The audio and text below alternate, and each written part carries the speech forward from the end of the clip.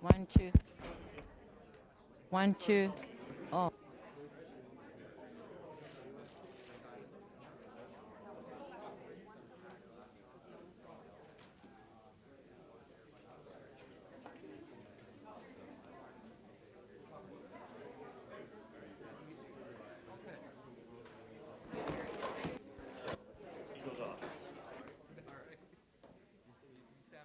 It's not on yet.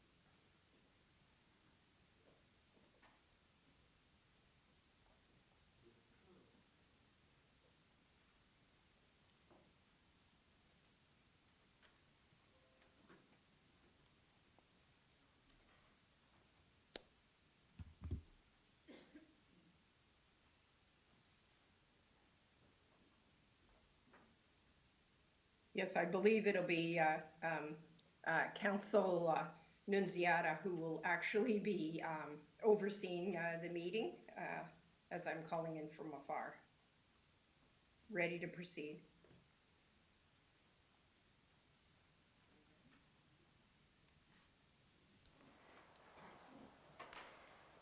I would like to call this meeting to order. Good morning, everyone. My name is Frances Nunziata, and I am the Vice Chair of the Toronto Police Services Board, and I would like to welcome you all to this hybrid meeting of the Board. Before we start, I'd like to give a land acknowledgement. We acknowledge that the land we are on as we hold this meeting is the traditional territory of many nations, including the Mississaugas of the Credit, the Anishinaabe, the Chippewa, the Haudenosaunee, and the Wendat people, and is now home to many diverse First Nations, Inuit, Métis peoples. The Board also acknowledges that Toronto is covered by Treaty 13, signed with the Mississaugas of the Credit, and the Williams Treaty, signed with multiple Mississaugas and Chippewa bands. At this point, I'd like to ask if there's any declarations of interest under the Municipal Conflict of Interest Act.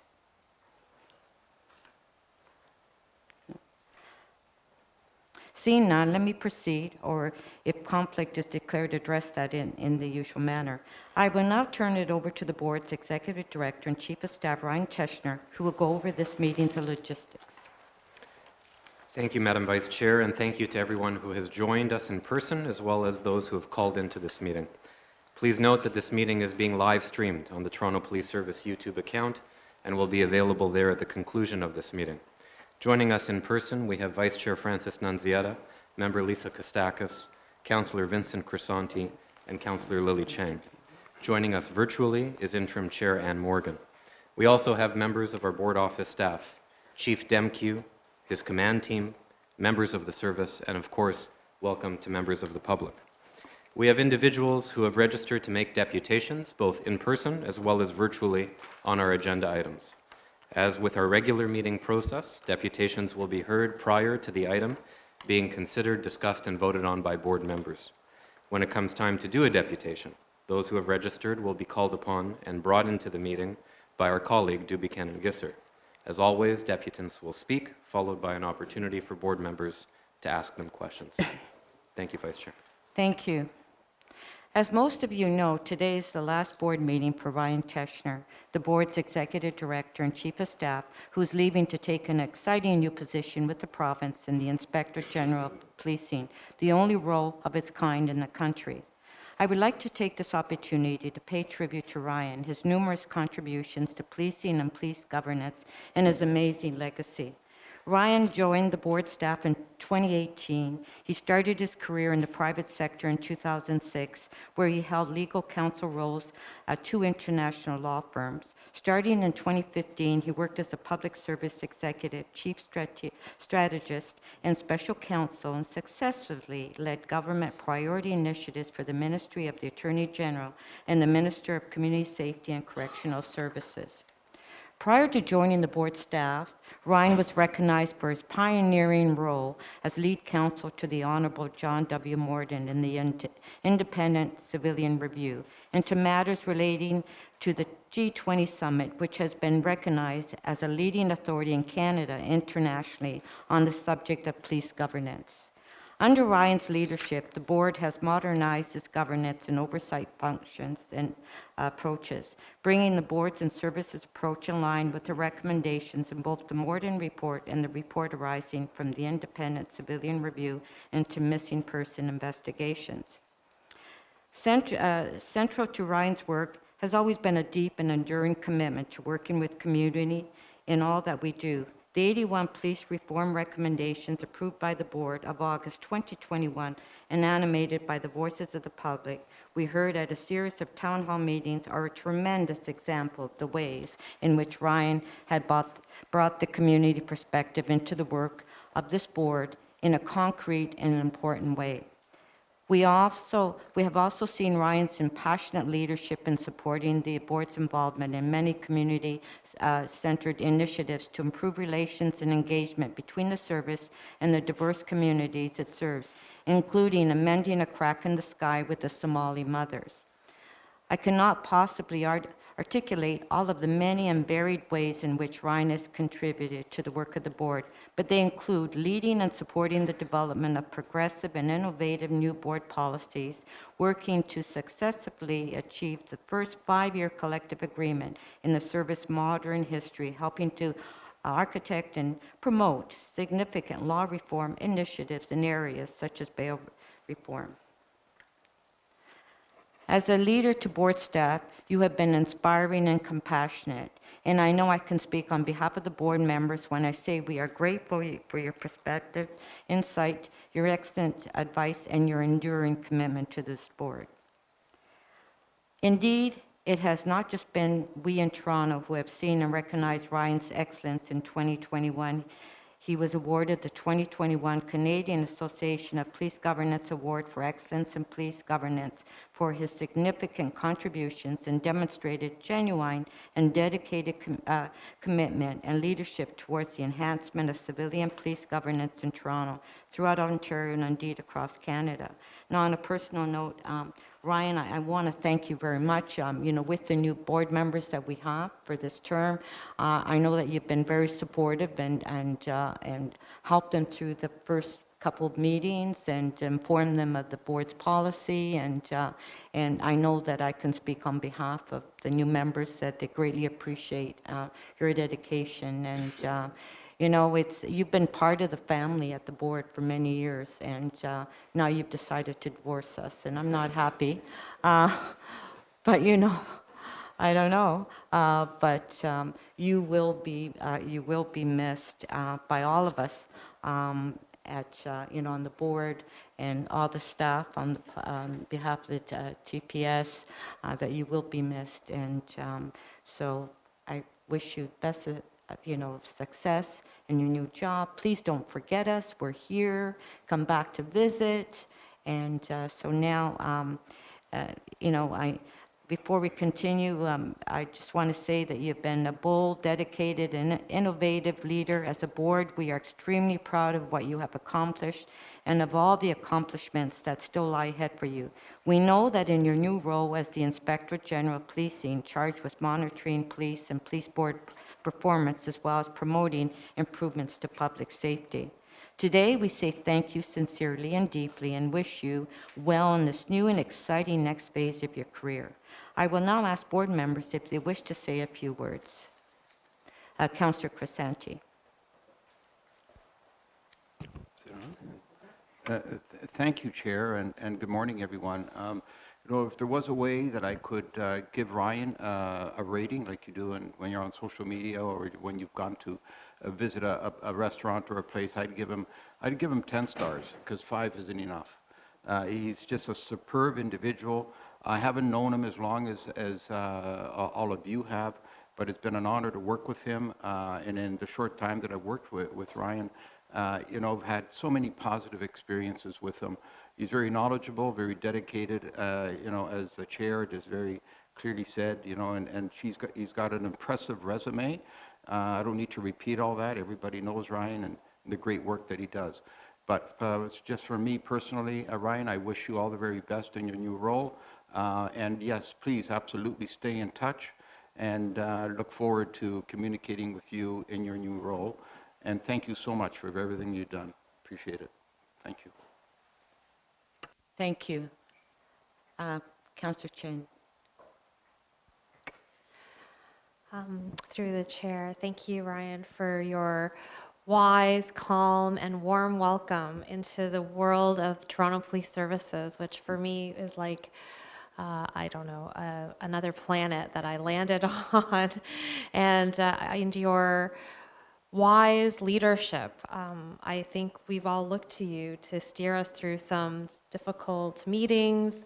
I think especially of your speech at Chief Demqueu's swearing in, and it really illuminated to me how you have a depth of understanding of the significance of our role as a board in the oversight of the police, in terms of our impartiality, our responsibility, and what that means for the City of Toronto. So it is a tremendous loss for us to say goodbye, but we are grateful that you are stepping up to a greater responsibility, that we can be assured that the province of Ontario will be gifted with your leadership. But we wish you the best, and we will still be texting you with our questions. Thank you. Thank you. Lisa? And I'm too close to you too now to get emotional. I guess I've known Ryan for about 2.5 years, and when we first get onboarded, Ryan is part of our process of having a conversation, and probably for him to screen us out as well once we move forward.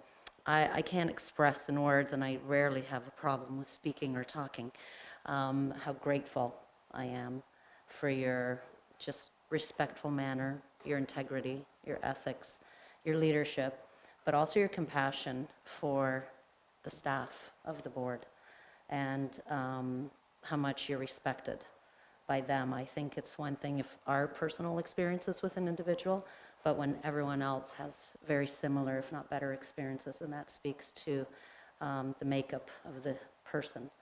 On a professional level, there is no doubt that your boss may regret hiring you, because you'll probably have that position one day as well.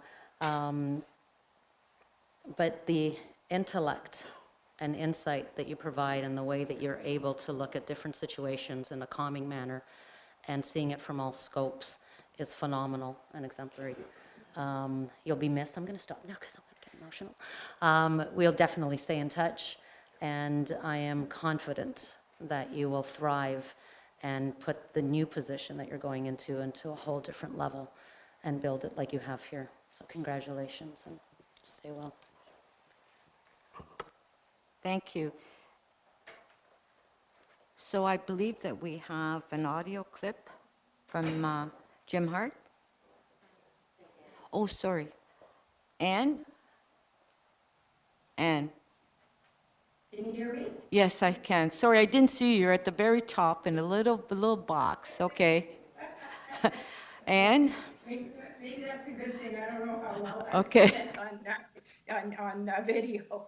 I'll echo all the remarks made by everybody else, but Ryan, have to say as a board member, I just want to say, thank you so much for onboarding me and welcoming me in a world that I actually thought I knew quite well, and I have grown and prospered under your tutelage. And very early on, when I started serving on other boards, Canadian Association of Police Governance and the Ontario Association of Police Service Board, I recognized immediately that your work and the work of the service is literally groundbreaking, and literally the Toronto Board, along with Toronto Police Service, are really, in my view, the premier organizations in the country, with groundbreaking initiatives, and a stellar reputation and phenomenal initiatives. And I'm so grateful to you for helping me navigate, this landscape over the last couple of years.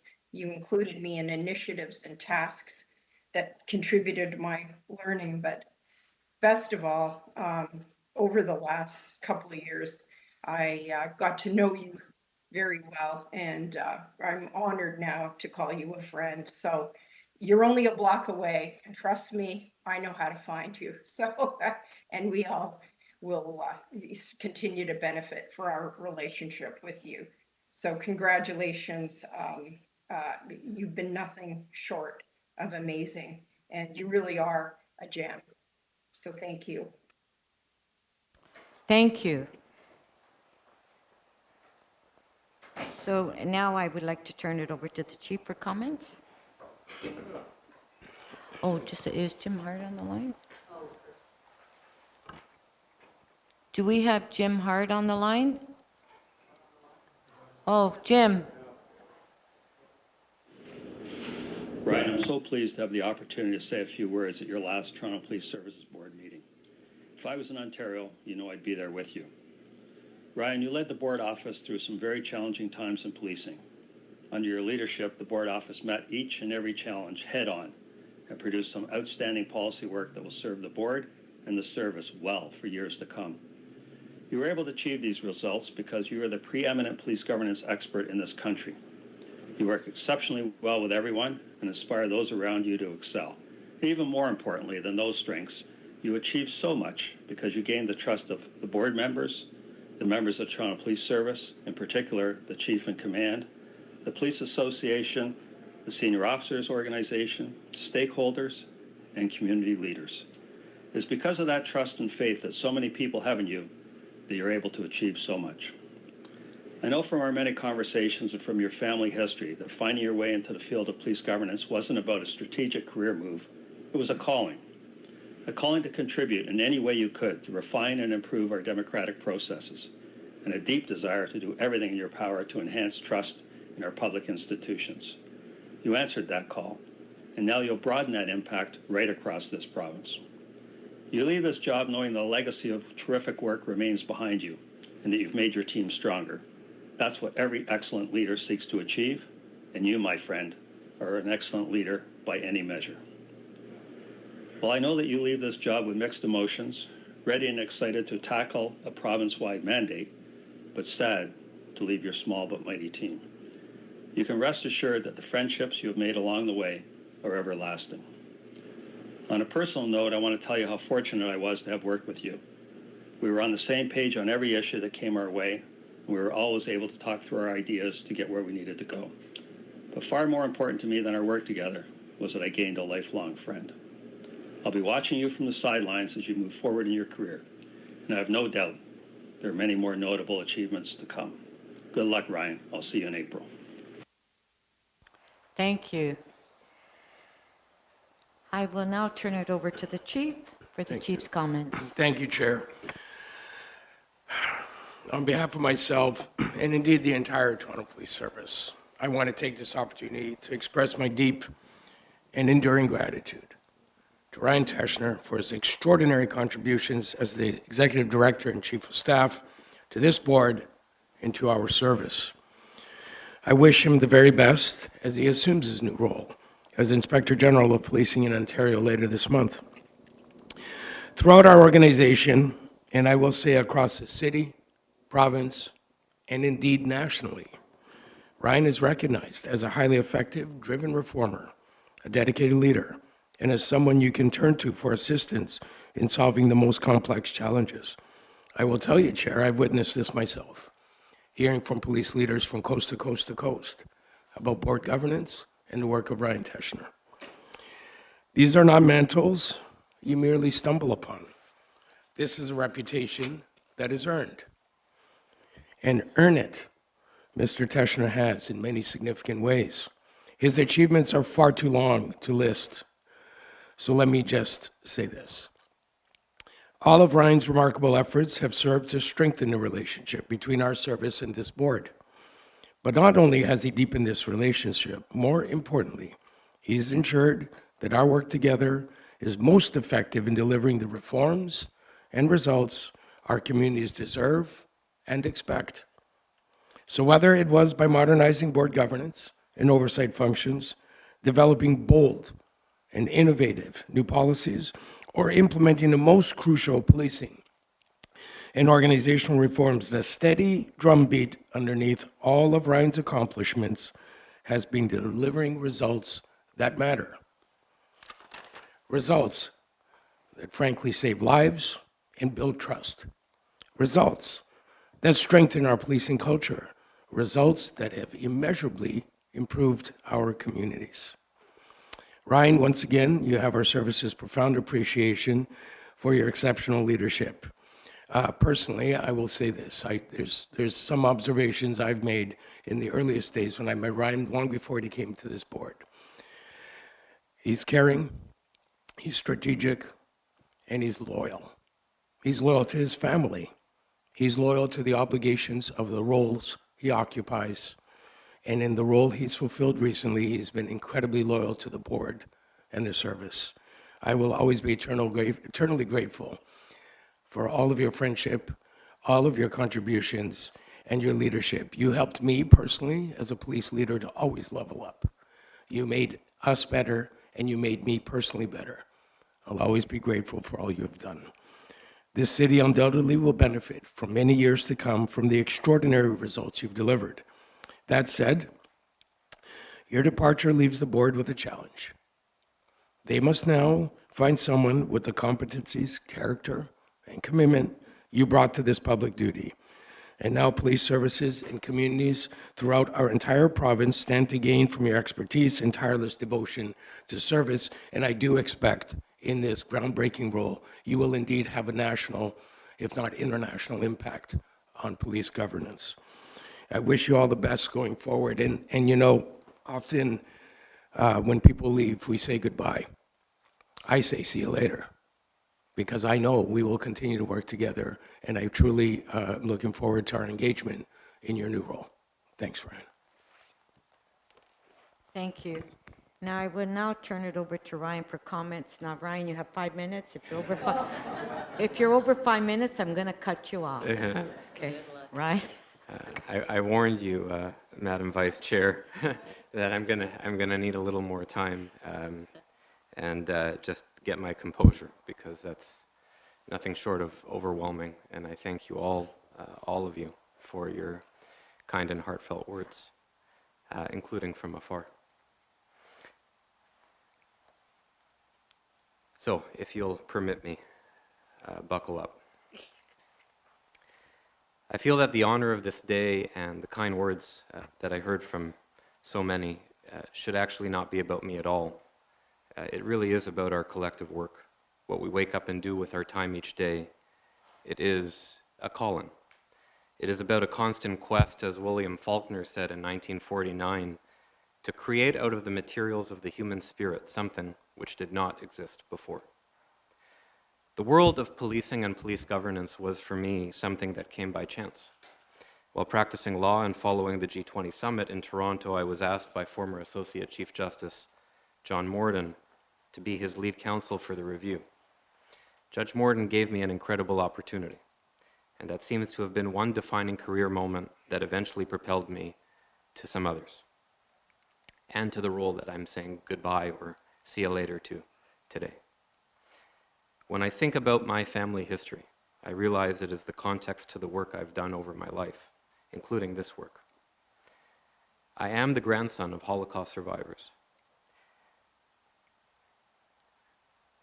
For my grandparents and their families, the power of the state and the police was turned against them because of who they were. Thankfully, they survived, built new families, and came to Canada for, as so many do, a better life. And if they were still here today, seeing me sit here among this group, they would smile to me and they would say, "This is why we struggled. This is why we sacrificed, so you could do this." And so in everything I do, including our collective work, I remember always that I do it for them. My family's past is also the reason that I value the importance of making policing and police governance the best it can be, ensuring it is there to truly respect, serve, and protect everyone, as this has not always been the case. Each day I brought myself to this work, my mantra has been twofold: for police governance to instill public confidence and serve the public interest. This has been the quest many have taken on beside me. The last several years in policing and police governance have been a different kind of challenge. Renewed calls for racial justice following the murder of George Floyd, and more recently, the murder of Tyree Nichols, rippled through the lives of members of Canadian Black communities, their families, and their allies. Lives were also lost here in Toronto and in Canada, and families mourn. This sparked an agenda for ongoing police reform that we have been at the forefront of, and that I know will continue to illuminate our approach. Since then, I have felt a change in how we approach issues, how we prioritize collaboration, challenge ourselves, and work hard each time to get it right. We, this board and this service are, I believe, permanently different because of these tragedies.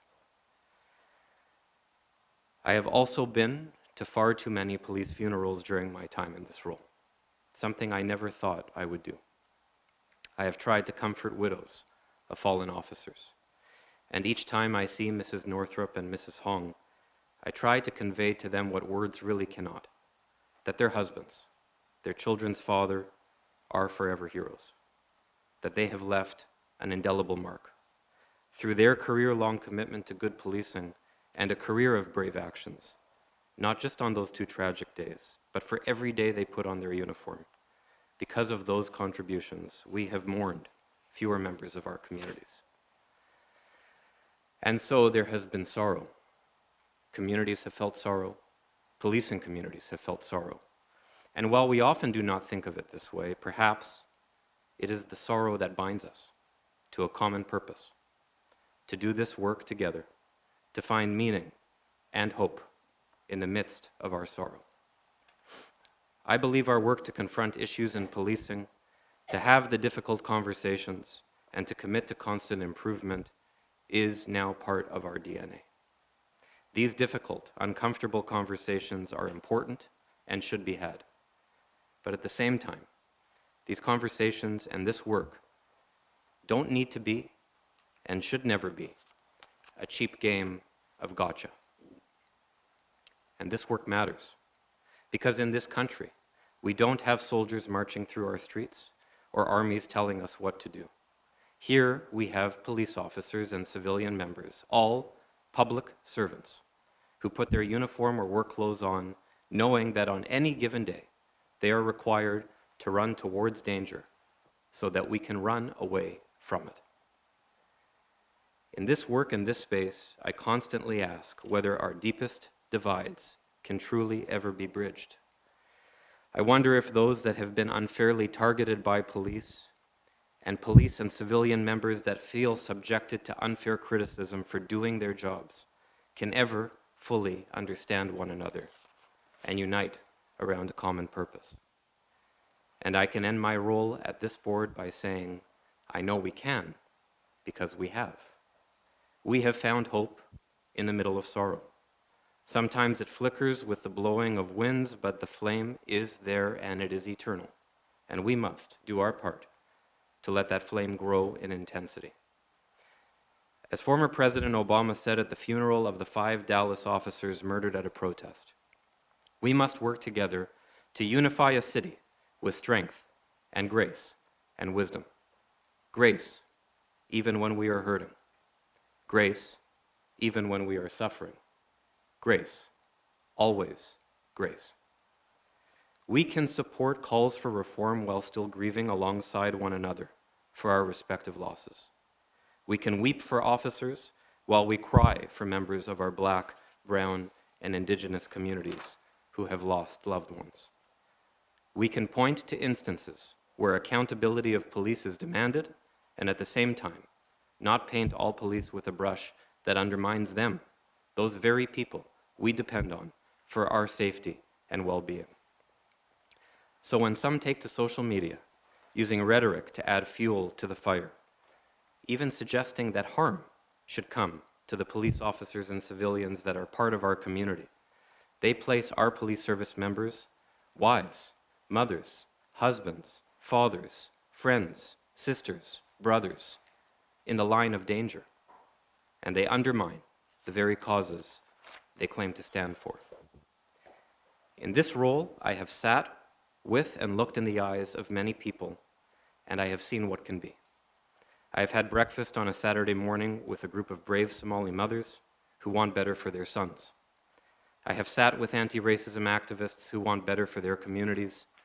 I have sat with police officers and civilian members of the service who want better for this police service and for the communities they serve each day. I have sat with board members, chiefs of police, mayors, elected officials, associations, and members of the civil service at all orders of government, all who want better for those they provide public service for. We may not agree with one another's respective plans on how to get to better, but we can acknowledge that we are common in our quest for better, our rally around hope. And that to give real life to our hope, words are not enough, that we must bring it to life with sustained action. Action has been a defining characteristic of our work over these last several years. And I want to briefly say thank you to the many, many people who have provided me with the opportunity to help lead this work, who themselves have been a part of this work, who have supported it. Thank you to the several chairs of the board that I have had the pleasure to work with, counsel, and stand beside. To Andy Pringle, who helped hire me and allowed me to build a vision for modern police governance. To Jim Hart, who shared my vision, let me stretch with his unwavering support, and gave me every opportunity to serve with passion. To Ainsworth Morgan, who reminded me about the importance of having difficult conversations to move the dial and being true to yourself. Thank you to each of you for everything. To board members, past, present, that I've had the pleasure to work with, I've been constantly impressed by your passion to serve our communities. You each bring different perspectives to this work, but have all taken up the mantle of a modern approach to police governance. Thank you for your service and your support of the team that serves you. And now, to that small but mighty team. The staff in the board office and our city legal colleagues and friends. I realize that the last several years have been a whirlwind. I know that the roles you signed up for morphed, and that we were all confronted with things we did not necessarily expect. Each time, though, you displayed a dedication to public service that every Canadian should be proud of. We often do not see those who toil in the shadows of the civil service.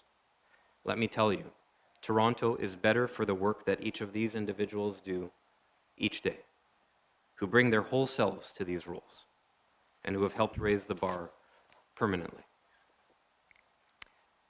And to the chiefs, and in particular retired Chief Raymer and Chief Demke. Your embracing of the modern approach to police governance and oversight has been one of the keys to its success. You have each demonstrated that police boards are not and don't need to be the big bad wolf, that accountability can be strong and still respectful, that a combination of the policing expertise you and the people in this organization bring, coupled with the governance expertise that we bring, are the secret ingredients for the recipe that allows all of us to up our game. You have been true partners in this journey, and I appreciate how genuine you have always been each step of the way. We are better for what you bring to your roles. And finally, to the many people I've worked with in the City of Toronto, in communities and with community organizations across the city, in policing and police governance circles across Canada and internationally, and in various other sectors who have joined our rally for hope, who have brought their own commitment to building what we're building. Thank you for your energy, your passion, your time, and your belief that what we are building together really matters. We've come a long way, and there is still a long road to travel. But these days, we are traveling it together. After too long, but importantly, we are not denying the experiences of Black, Brown, and Indigenous communities who for too long have said that they experience the criminal justice system differently. We have acknowledged that this past denial of lived experience has resulted in hurt, and we are working to do better.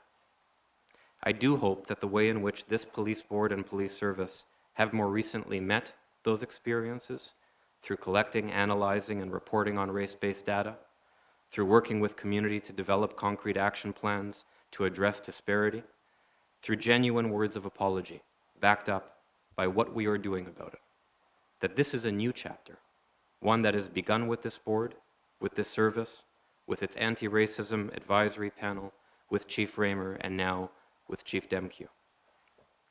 There will still be difficult moments and challenges, but without those, we cannot be propelled to do better.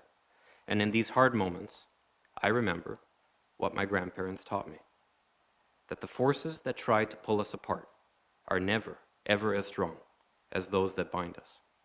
That judging others by the worst of what they've done, while judging ourselves by the best of our intentions, does not facilitate progress.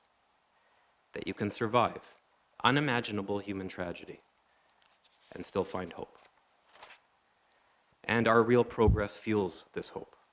We are reintegrating the community's needs with our policing approach. We are working in genuine partnership with the City of Toronto, Toronto Public Health, the Gerstein Crisis Centre, mental health nurses, community organizations, and others to bring an all-of-us approach to community safety and well-being. And we are always looking for more partners to join us. There is no single policy or decision that will change our trajectory. It is the hard work of confronting tough issues and examples, not sitting down with our own comfortable circles or Twitter echo chambers, but with people who look and feel and have experiences different from ours, and then trying to forge consensus. A consensus that is animated by what we have already done and the hope of what we can still do.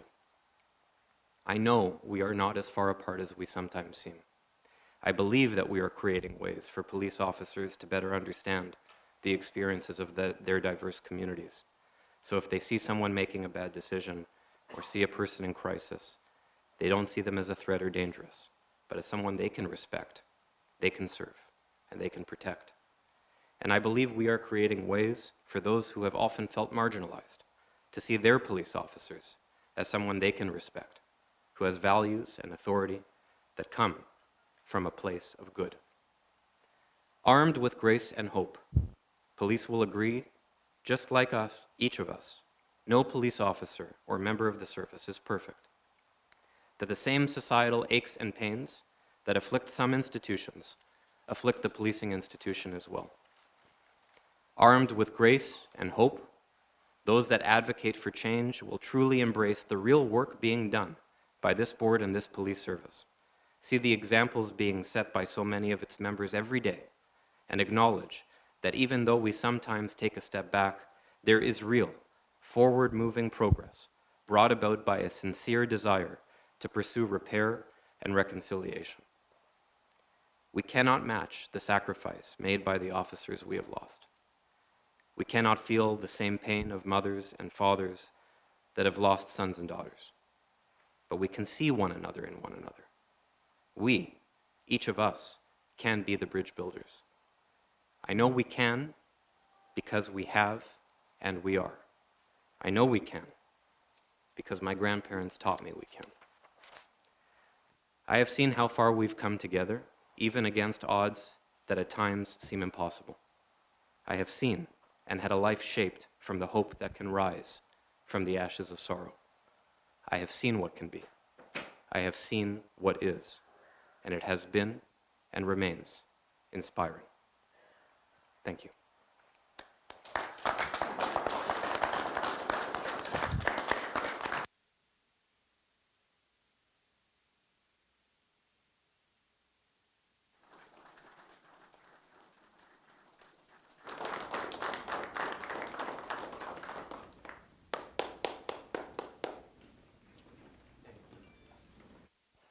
Thank you.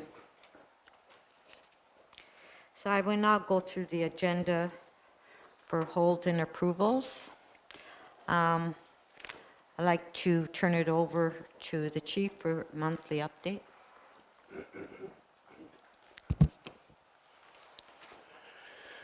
Good morning, Chair and members of the board. Today I'll be providing you with an update on a number of areas.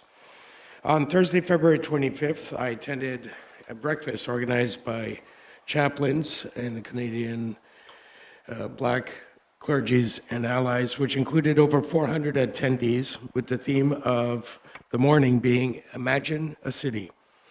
In my opening remarks at this event, I asked attendees to imagine a city where police leaders, neighborhood community officers, and faith leaders come together to pray and to celebrate Black history and Black excellence. Imagine a city where young people are helped through collaboration between faith leaders and police leaders to provide youth with more hope for a brighter future. Imagining a city like this is still a dream for many places, as we know. However, here in Toronto, thanks to the commitment of those in attendance, this dream is our reality. We relish our continued partnerships with our Black clergy as allies and recognize the value of the work being done in this regard. And I would cite our Etobicoke strategy, which serves as a stellar example of a faith-led and police-supported initiative that after this breakfast, I can tell you there was great interest to expand in other parts of our city. On Monday, February 13th, 2023, I'll also advise that the Firearm Bail Support Unit, in partnership with Strategy Management, Engage 416, 12 Division Neighborhood Community Officers, and Safety O, hosted a meet and greet at the hub located at 1795 Western Road, Toronto. The purpose of the meet and greet was to capture the community's thoughts on gun violence in their neighborhood, as well as their thoughts on the justice system's handling of bail for individuals charged with firearm-related offenses. I can tell you that this work has the confidence and full support of the Ministry of the Attorney General. The session was moderated by Professor Ann Wellington, and the community was asked 4 specific questions to assist the Crown attorneys during bail hearings as part of their tertiary grounds during the bail process. Question 1, do you think gun violence is a serious issue in your neighborhood? Question 2, in terms of release on bail, do you think that the courts are dealing with individuals charged with gun-related offenses properly? Question 3, if a person is already on bail for a gun crime and they commit another gun crime, what do you think should happen? Question 4, if you could tell the courts your concerns about guns in the community, what would you say? This was the first of many community consultations the service plans to deploy throughout the city on a number of different topics throughout this year. 93 community members were in attendance at this meeting, along with Councillor Nunziata, our chair, representatives from members of parliament, members of provincial parliament, as well as representatives from the City of Toronto.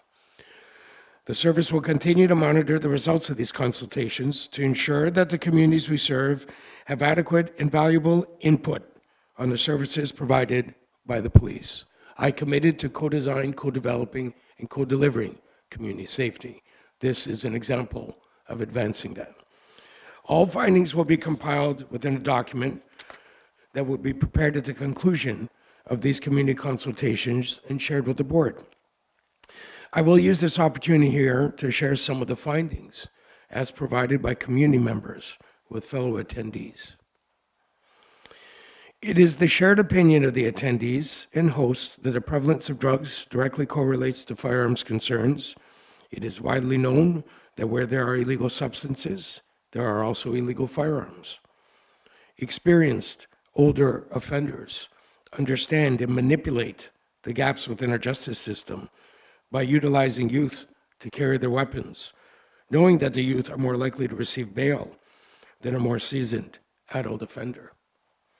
One community member shared that her child had been released on bail 5 times for drug and gun-related offenses, and each time a surety unknown to the mother would show up.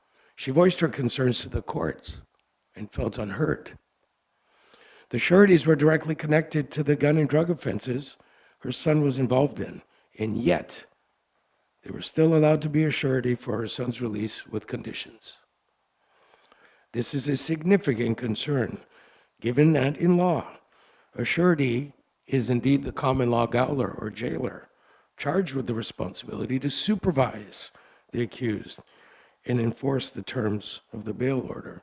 I certainly will not comment on the feelings of a parent in that circumstance. The current state of our judicial process does not appear to the attendees to give sufficient consideration to the screening of sureties to ensure accountability, thus not considering the impact on the community when releasing offenders on bail. This leaves the community feeling as though decision makers do not have a vested interest, as it does not directly impact them. It was unanimously agreed that the community has grave concerns that they believe are amply justified, and a lack of trust in the judicial system as it relates to the leniency for firearms offense charges. Further, they believe if someone who is on bail for a firearms offense and is charged a second time while on bail, it should be mandatory that they are detained until trial. The group consensus was that other methods of eradicating gun violence are now imperative. One community member shared that they had been charged with possession of a firearm and never breached their bail conditions. The opportunity to be released on bail should be given to every person. However, if they breach their bail conditions, they should not be given any further chances. As chief, I will continue to monitor all of the sentiments from our communities and will continue to share pertinent information with the board, the Crown, and of course the public we serve. In January 2023, in response to a request by a Toronto Transit Commission related to a concerning number of violent incidences that have been occurring on the transit system, we began working with our TTC partners to explore ways to enhance the safety of both riders and TTC employees. As a result, a plan was developed and initiated to heighten police visibility on the TTC and its properties. I know the community is concerned, and I can assure you that public safety remains my top priority. I also want to assure you that the public of Toronto that we're not just there to enforce. We're also there to prevent and to assist. Over the last few weeks, our officers have identified and assisted with opportunities to support the unhoused who utilize the system.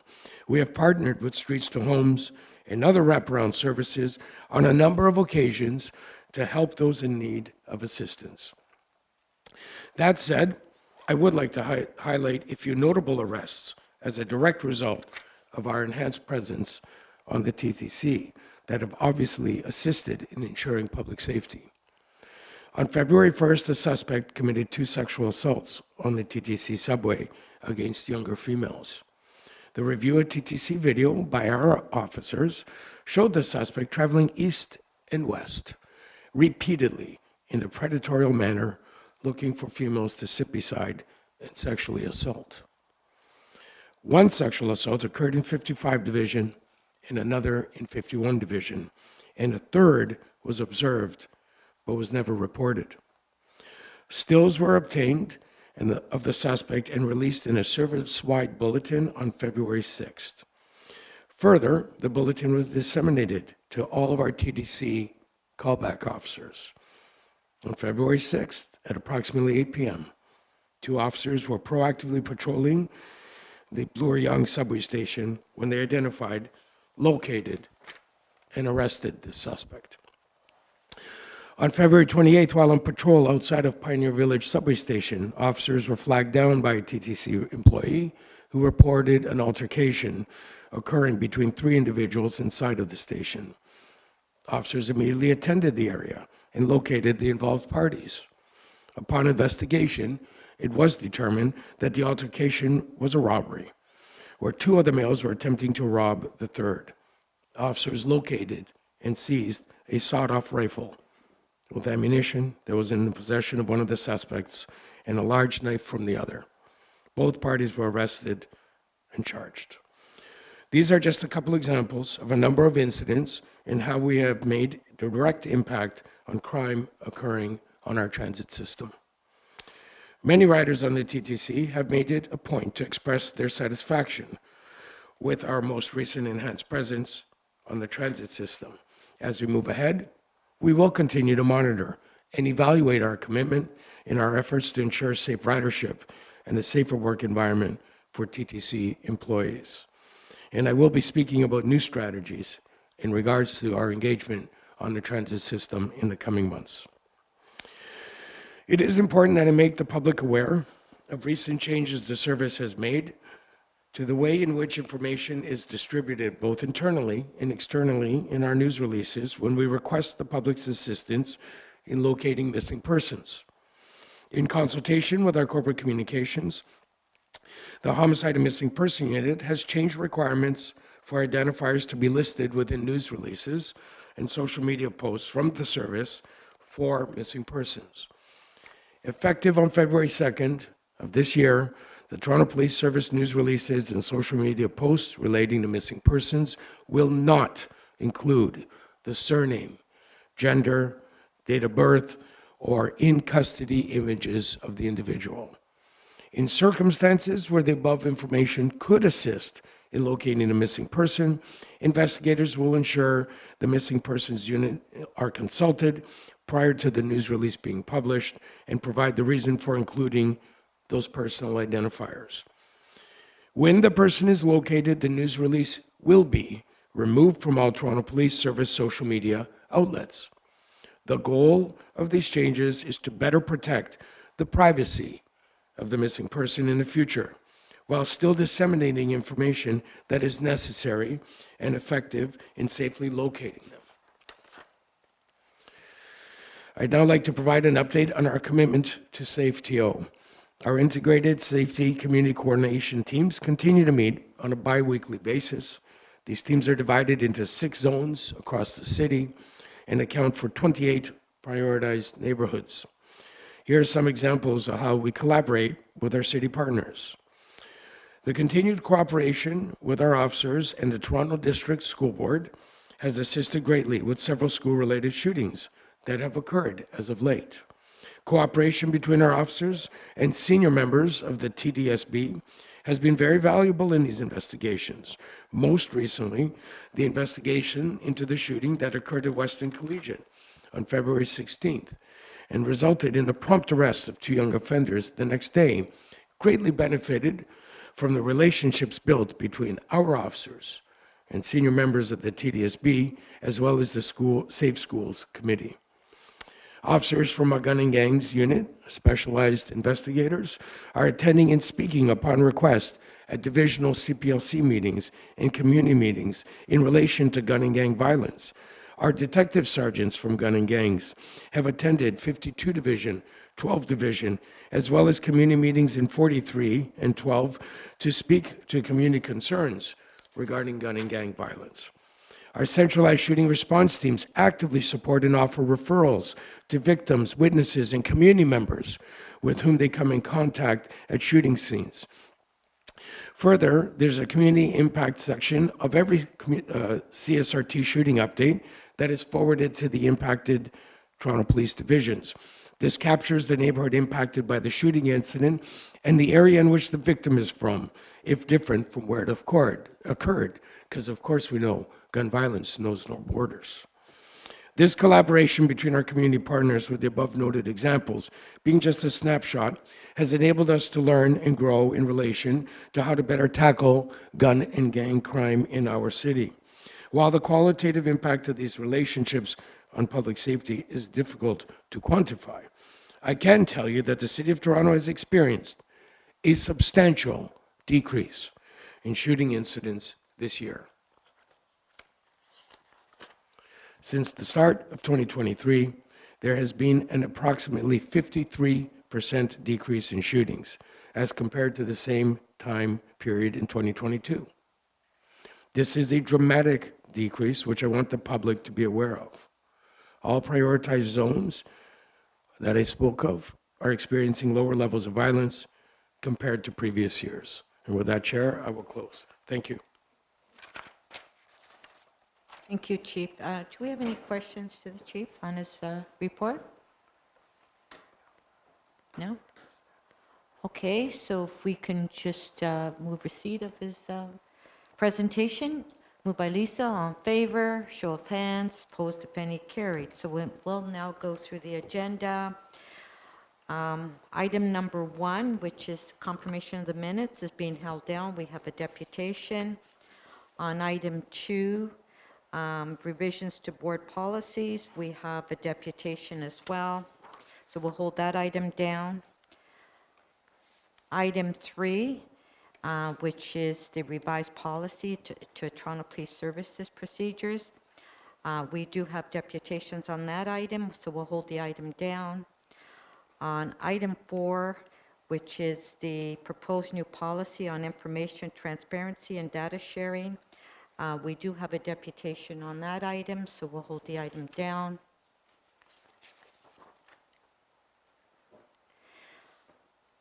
Item number 5, which is the auxiliary members, termination of appointments from January 1st, 2022 to December 31st, 2022. Can I have a motion to approve? Hold that. Oh, you'd like to hold? Okay. The item is being held down by Councillor Chang. Item number 6 is City Council motions, Re-Auditor General recommendations. I believe we only have a written submission on that item. Does any of the members want to hold the item down? Okay, so can we have a motion to approve the recommendations? Moved by Councillor Crisanti. On favor? Carried. Item number 7, which is the annual report on municipal freedom of information. We don't have deputations on that item. Do any members want to hold the item down? Councillor Cheng, do you want to hold the item down? Okay. Item number 8. We have contract award to Olin Canada, ULC. We do have a written submission on that item. Do members want to hold the item down? You want to hold? No.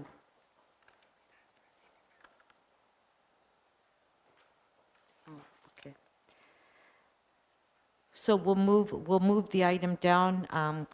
Moved by Lisa, seconded by Councillor Cheng. On favor, carried. So on the other item, you need a seconder. Okay. So that was moved by Councillor, was it Councillor Crescenti? Okay, so a seconder would be Lisa.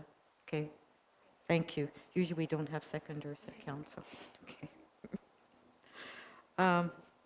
Okay.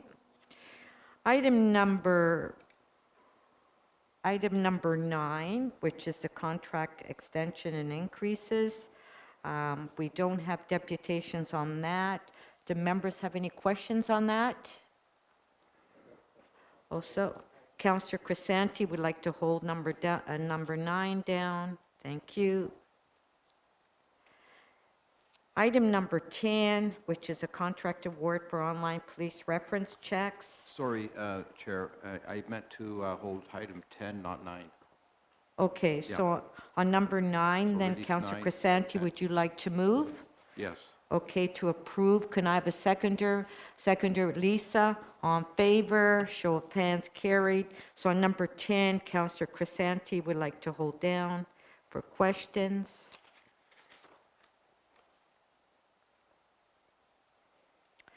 Number 11, which is contract extension and increase for police vehicle lights, sirens, and weapon mounts. We don't have deputations on that. Do members have any questions on the item? No? Can I have a motion to approve? Moved by Councillor Chang, second by Councillor Crisanti. On favor? Carried. Item number 12, which is special constable appointments or reappointments. We just only have, does anybody want to hold the item down? Councillor Chang, do you want to hold the item down? So Councillor Chang would like to hold item number 12 done. Okay. Okay, on the consent agenda, item 13, Economic and Community Development Committee, item 31.4, report on outstanding noise. Can I have a motion? You have questions? So we'll hold that item number 13 there. All right. Councillor Cheng is holding the item down. Item number 14, which is report on impaired driving. Do members want to hold the item down or any questions? You have questions on that one. So Councillor Cheng is 14. Number 15 is annual report for the summary of grievances. We don't have any deputations on that. Any members would like to ask questions or hold the item down? No? Okay, Lisa, would you like to move receipt? Moved by Lisa, seconded by Councillor Crisanti. All in favor? Carried. Item number 6, which is the annual report for 2022 Parking Enforcement Unit. We do have a written submission on that. So do any members want to hold the item down or ask questions? No? Can I have a member to move receipt? Moved by Lisa, second by Councillor Crescenti. All in favor? Carried. Number 17, Chief's Administrative Investigation Reports. We do have a written submission on that item. Do members like to have any questions on the item? No? Okay, so Lisa, would you like to move receipt of item number 17, seconded by Councillor Chang? All in favor? Carried. Okay, 17.1, point 1. Oh, hold on. Okay. All right. So we'll go back to the top of the agenda now, which is confirmation of minutes. And we have Derek Moran that would like to make a deputation.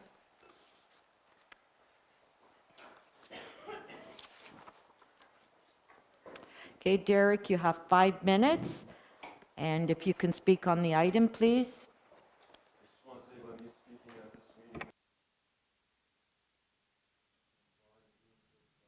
His Majesty the King, and long live His Majesty the King.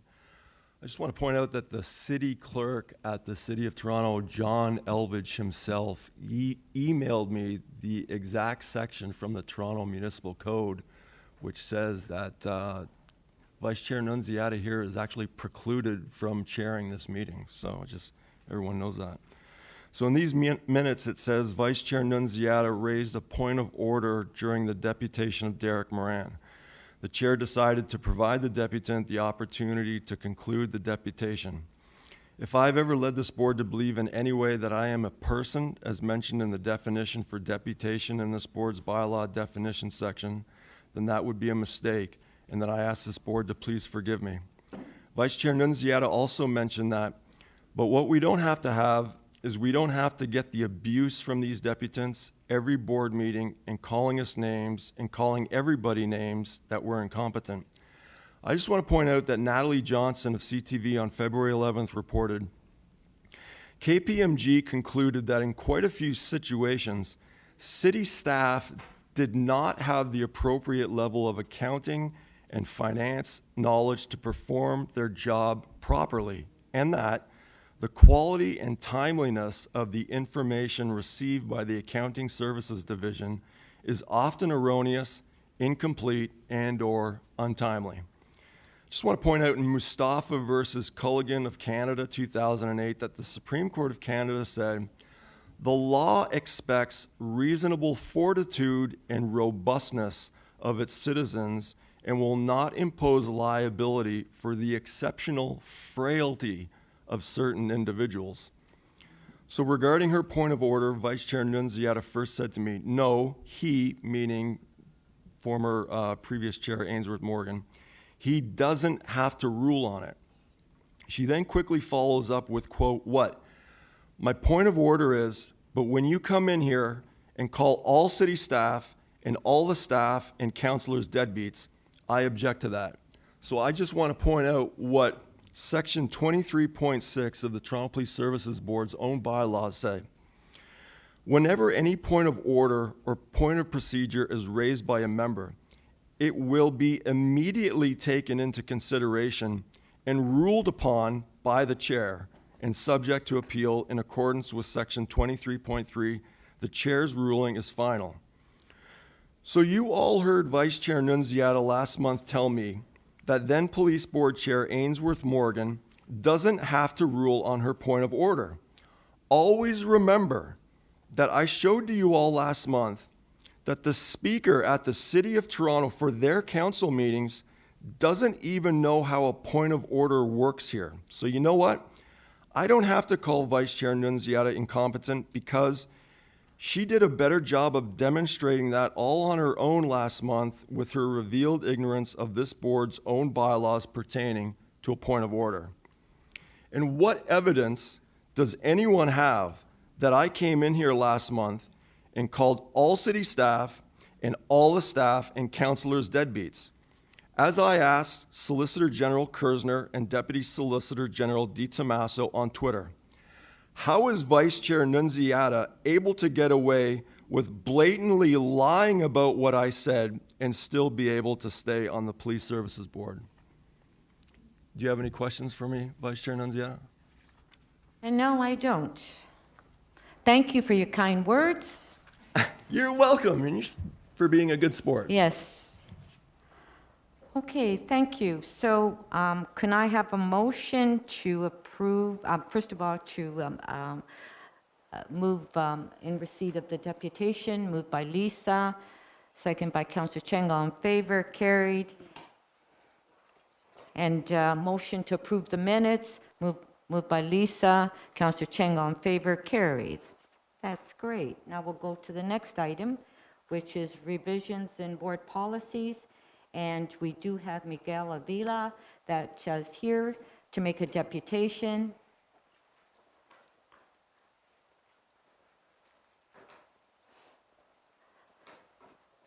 Okay, Miguel, you have 5 minutes.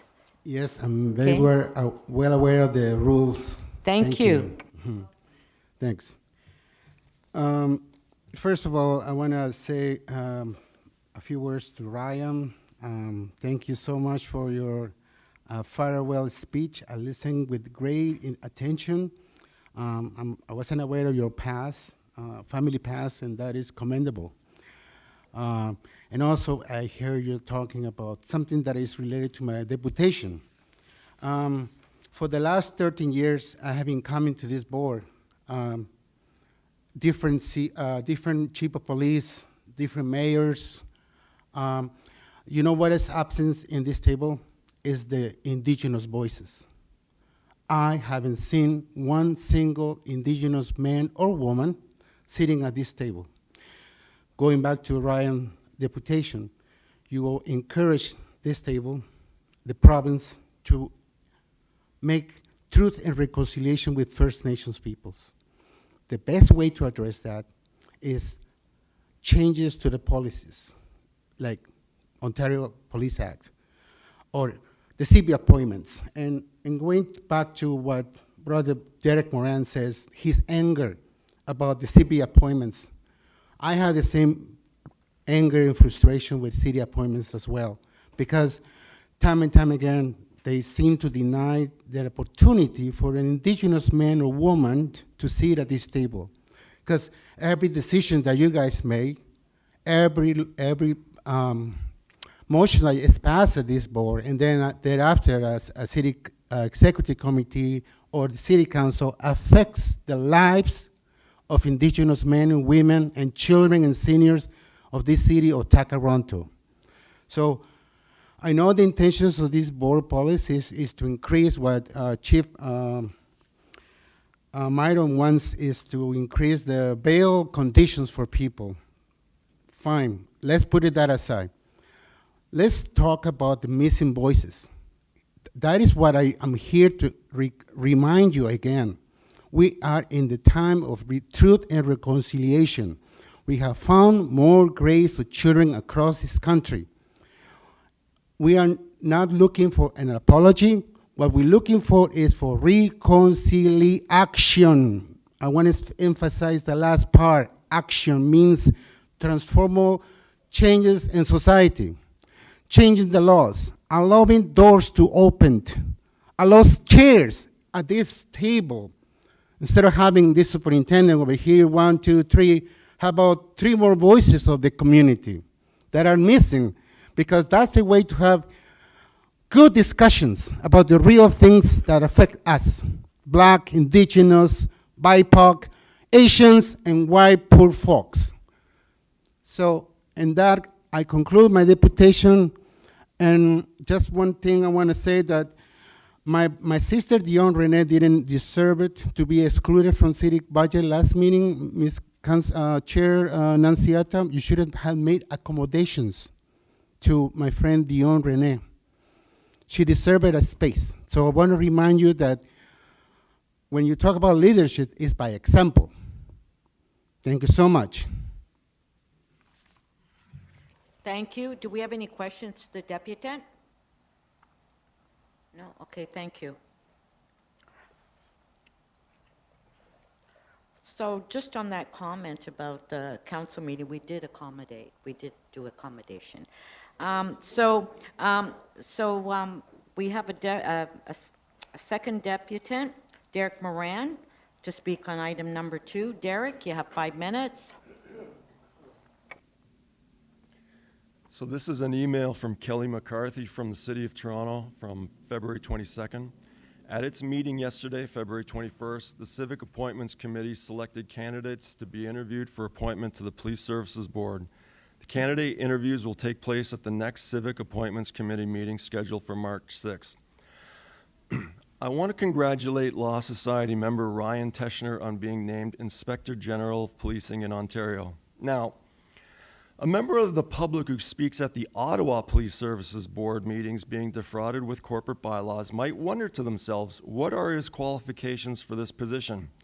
Ryan is the executive director of the police board here in Toronto that has now held 5 illegal meetings in a row, as it has been 3 months, 2 weeks, and 2 days since Jim Hart left the Toronto Police Services Board, and public appointments at the City of Toronto has still not replaced them, and in doing so is not in compliance with subsections 9 and 11 of Section 27 of the Police Services Act. So some legislation that has recently changed, people may not be aware of. This is from the Community Safety and Policing Act, and now this may actually come into force at some point in some decade. But I just want to point out Section 125.1, non-compliance with Act or regulations. If, in the opinion of the Inspector General, that'd be Ryan, the report made under subsection 123.1 discloses evidence of non-compliance with the requirement of this Act or the regulations, or evidence that an act or omission will likely result in such non-compliance, the Inspector General, it's going to be Ryan, may issue any directions to a police services board, OPP detachment board, First Nation OPP board, chief of police, special constable employer, police service, prescribed policing provider, or the advisory council that he or she considers advisable to remedy or prevent the non-compliance. So I don't know if anyone's seen a recent episode of Below Deck where Captain Sandy and the Chief Stu Fraser has a reset. Okay, this is our reset, okay? Inspector General in waiting, Teschner, I want to see how you deal with, I mean, Ottawa Police Services Board actually makes this place look pretty good, but especially this place, how it's been not in compliance the last 5 meetings of the Police Services Act, as I'm not going to repeat the sections again. This is from Continental Bank Leasing Corporation versus Canada, 1998, where the Supreme Court of Canada said, under the doctrine of illegality, a contract prohibited by statute or for an illegal purpose will be declared void even if it conforms to all other requirements of a valid transaction. A classic case concerning statutory illegality is Cope versus Rollins, 1836, where Justice Park held, where the contract which the plaintiff seeks to enforce, be it express or implied, is expressly or by implication forbidden by the common law or statute law, no court will lend its assistance to give it effect. It is equally clear that a contract is void if prohibited by statute. So even though they're talking about contracts, I would say by analogy, or I think the fancy law term is analogous, a court would deem that these meetings, the last 5 meetings, would be void under the doctrine of illegality as they're not in compliance with Police Services Act. So I just want to talk about a possible board policy that was mentioned and floated about at the last board meeting, where it was mentioned they would never be able to get away with it at City Hall. They would be thrown out. So it appears, pointing out that TPSB members who swore a real oath of office to adhere to the rules in the Police Services Act is now abuse. Pointing out that public appointments at the City of Toronto are also violating Section 27 of the Police Services Act is also abuse. And based on what Vice Chair Nunziata implied here at last month's meeting, freedom of expression be damned is grounds for getting assaulted by security at Toronto City Hall. And this is from the Supreme Court of Canada, City of Toronto, by the way, versus QP Local 79, 2003, where they said, a third aspect of the rule of law is that the exercise of all public power must find its ultimate source in a legal rule. It provides a shield for individuals from arbitrary state action, because arbitrary state action is not permissible. And I just wanted to point out that one thing Jim Hart talked about in his office was that he was going to allow questions to be asked at these meetings. So I recommend that this board just goes ahead and adopts that as a new policy. Thank you. Your time is up. Do we have any questions to the deputant? No? Okay, thank you. Do any members have questions to staff on the item? Councillor Chang, question. Great, thank you. Through the chair. In the legislative changes, it says that any requests or recommendations for additions, amendments, or changes to federal, provincial, municipal legislation will be made by the board and not by any members of the service. And I'm just wondering, how will that relate to the chief's stated goal of advocating for changed bail and its impact on recidivism in terms of that advocacy? Thank you, Madam Chair. I think I can answer this question, given that this is a board policy. So the genesis of this policy is actually in the report from Judge Morden arising out of the G20. And a while back in 2013, when the board first approved the earlier iteration of this policy, they determined that when it comes to seeking legislative change, it's more appropriate for the governance and oversight body to do that than it is for the chief or the service. With respect to your question on bail, though, the board has already endorsed the recommendations of the chief with respect to bail and other gun-related reform. And so at that point, for the chief to continue to advocate publicly or with orders of government for an initiative or set of initiatives that the board has already endorsed, I think is fully in keeping with the intent of this policy. Great, thank you. I just wanted I have some more questions. Okay, so with regard to promotion and recruitment, there is, sorry, I'm just gonna, it says that, we look at least 2 years with a clear discipline record from the date of any finding of serious misconduct. And I'm wondering why only 2 years? Are there any norms across other police services? I know as someone who's done a lot of volunteer screening, even at a food bank, when we're screening people with vulnerable sector clearance screening, it's their entire record that is accessed. So why for police promotions are we only looking at 2 years? I'll ask Staff Superintendent Johnson to respond.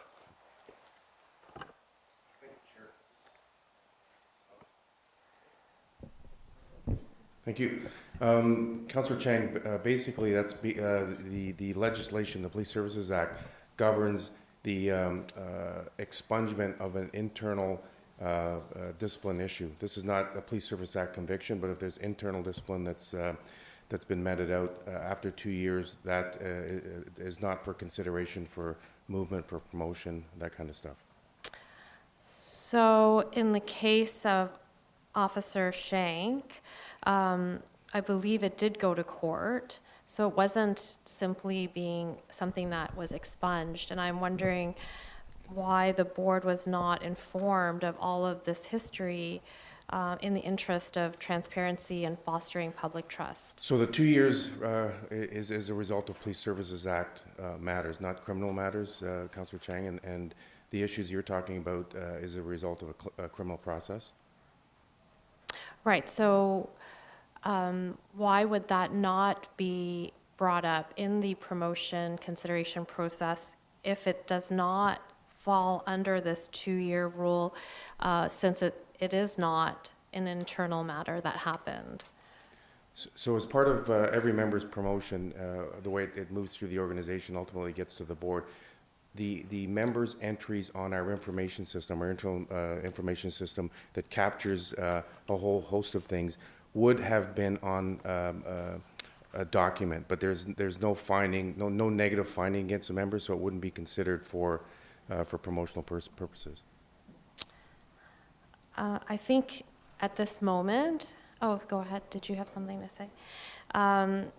It's quite a difficult time because we are trying to build trust and transparency, and the news that has been reported, and several of my counselor colleagues have approached me with their concerns about the promotion, and I understand and appreciate the chief's Okay, can you ask your question, please? So I'm wondering why, so again, why were the incidents that happened in the past, since they're not covered under the 2-year, why were they not brought to light for the people considered, even though they were not ruled, they were ruled to be,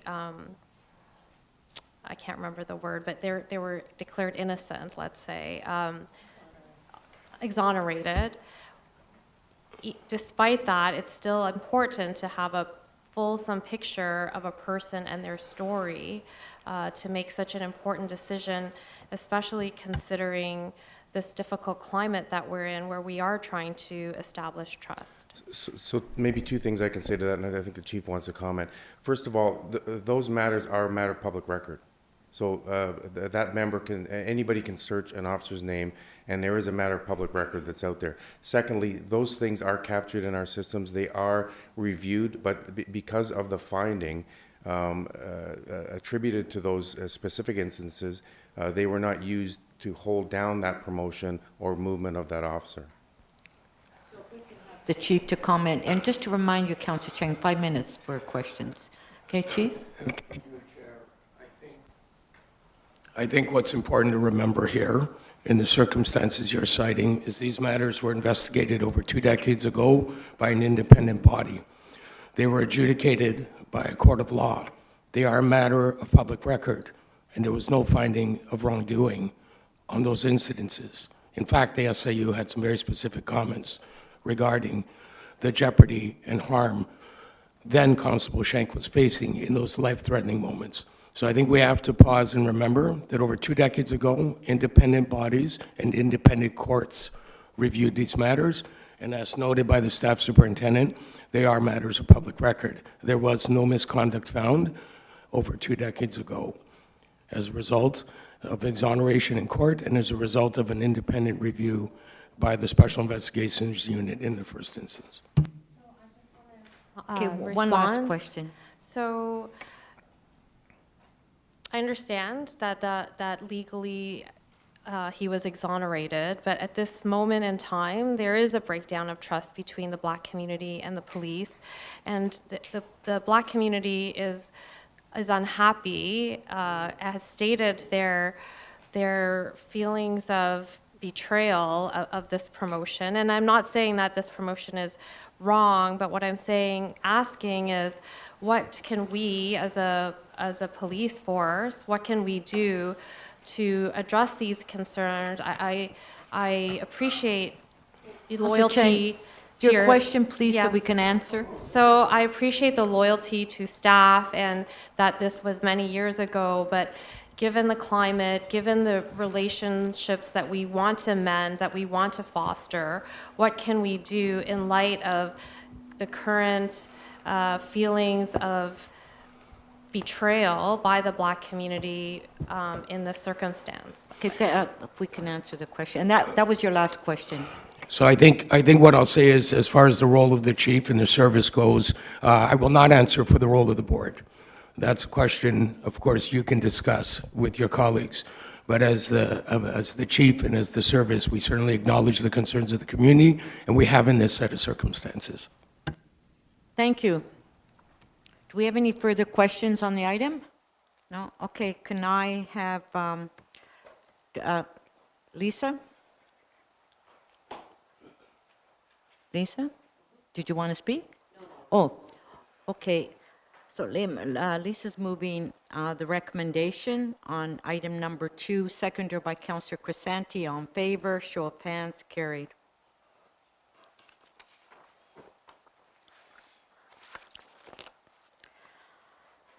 Item number 3, we have 2 deputants.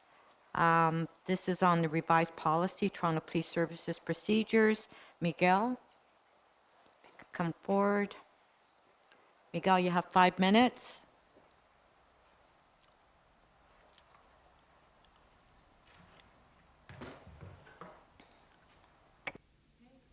Ed. Thank you. So, happy Black History Month. Today I'll be speaking on item 3 and 4 on the policy information transparency and data sharing. First of all, I want to raise my complaint to the board for the appointment of Chief Shank from the Professional Standards Unit. I joined the community of Black, Indigenous, BIPOC, Asian, and poor white people because this is destroying the trust that you're trying to build with our community. Perhaps you don't give a damn about it, but for these officers, right here, look at them. These are new cadets that you're paying to train to work in Regent Park, 51 Division. They came to my community. I was approached by TCAC to educate these new cadets about how is to live in the hood, in poverty, in Regent Park, in Toronto community housing, surrounded by poverty, how to treat our neighbors better. So forget about this policy that we're talking today. I want to speak again against it because we don't have the leadership to project confidence and trust with the Black and Indigenous and BIPOC, again, Asian and poor communities.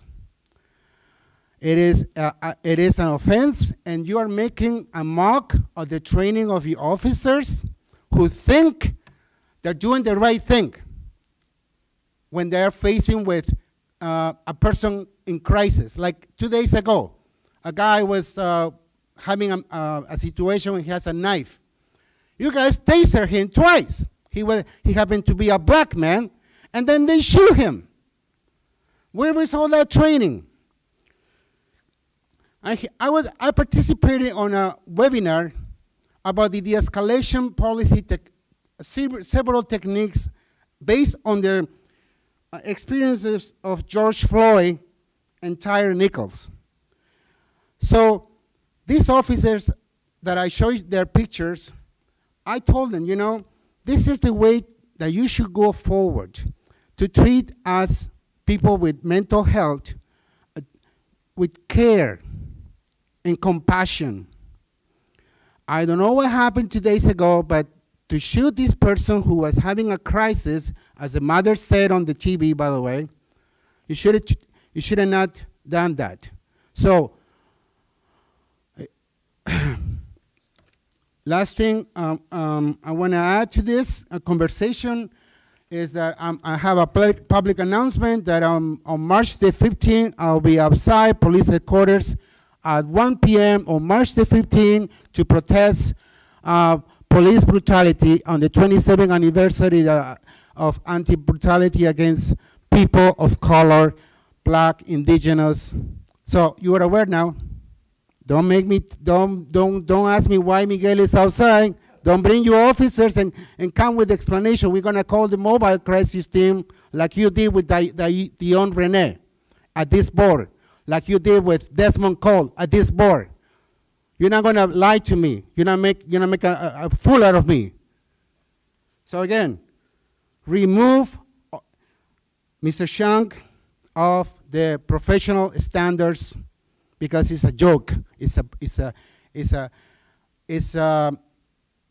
not the way to proceed to build trust with residents of Toronto. Thank you. Thank you. Questions? Any No, questions? okay. I'm here to answer No, no, it's anyone. okay. We don't have any questions. Thank you. Thank you. Councilor Nanciata. Thank you. Have a nice day. Our next deputant is Derek Moran. Derek, you have 5 minutes. So in this report, it says, purpose of policy to maintain public accountability of both the board and the service. Procedures of public interest that govern the interaction of police with the public must, to the greatest degree possible, be transparent and accessible by the public. That being said, Greater Vancouver Transportation Authority versus Canadian Federation of Students, 2009, the Supreme Court of Canada said, 1, the law must be adequately accessible to the public. 2, the law must be formulated with sufficient precision to enable people to regulate their conduct by it and to provide guidance to those who apply the law. Now, I want to commend Chief Demke and the Toronto Police.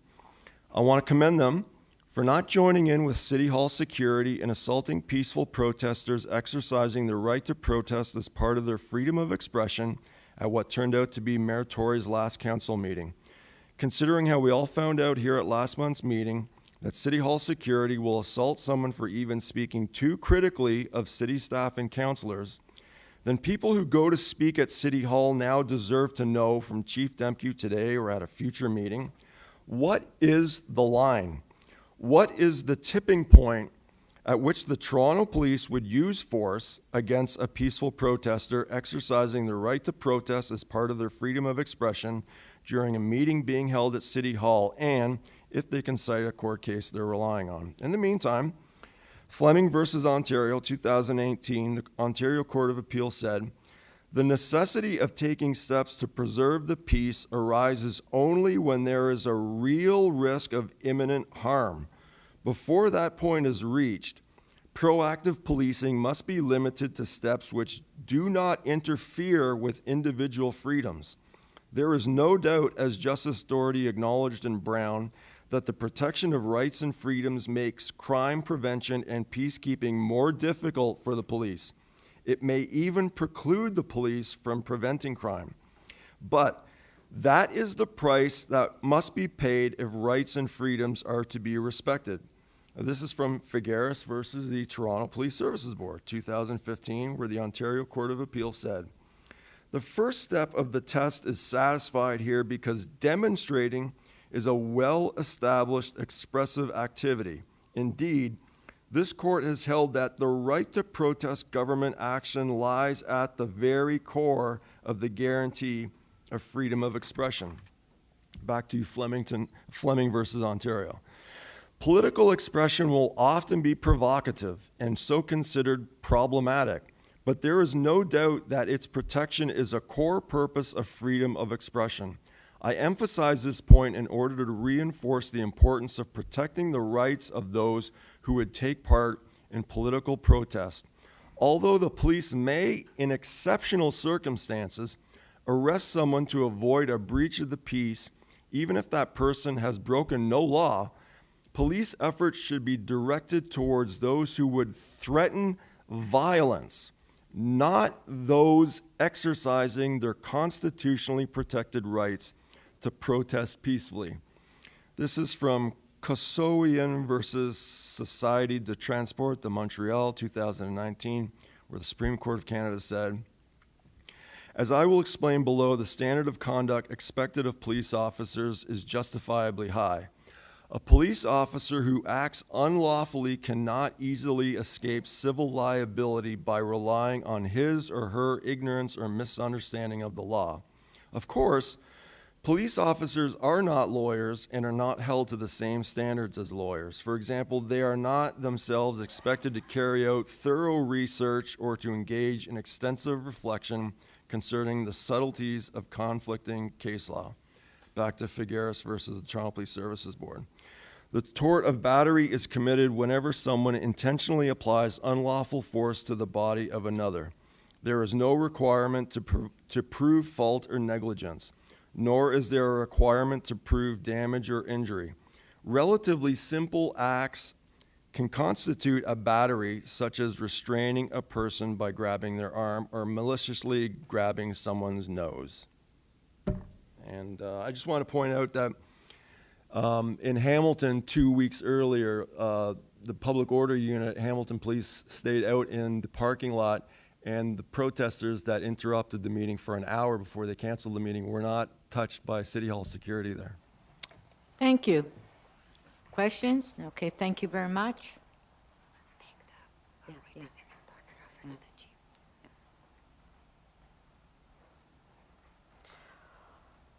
Okay, so do any of the members have questions to staff on this item? I would like to also thank, we have a number of written submissions that were submitted in from John Sewell, Jack Gamel, and Nicole Corrado. Thank you very much for your written submissions. Can I have a motion to, oh, Chief?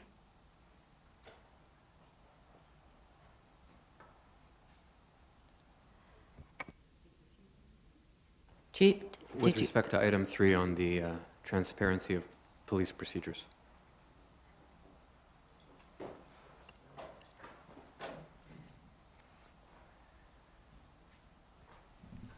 Okay. Thank you, Chair.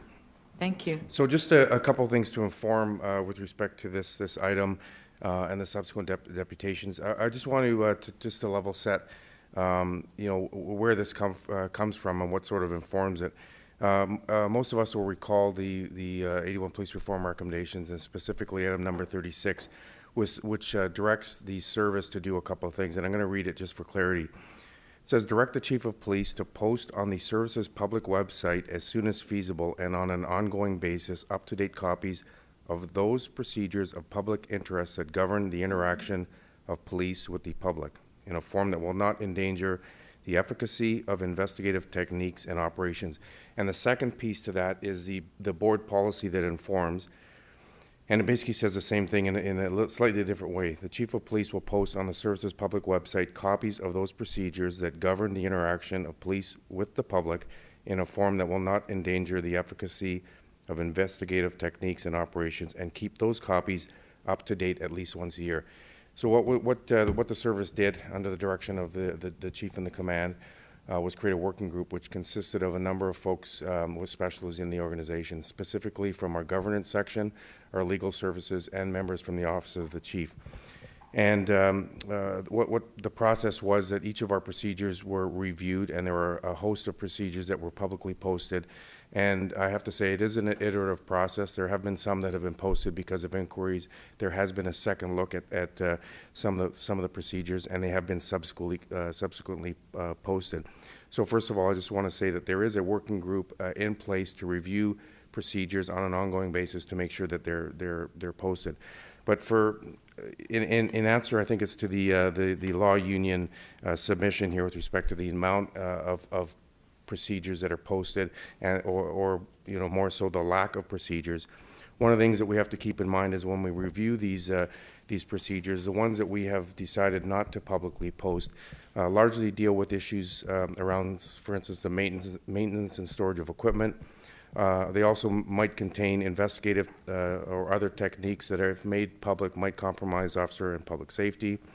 And a lot of our procedures are really intended, for operations, in that they deal with administrative issues like who to notify, what the workflow of a set of paperwork might be, that kind of stuff.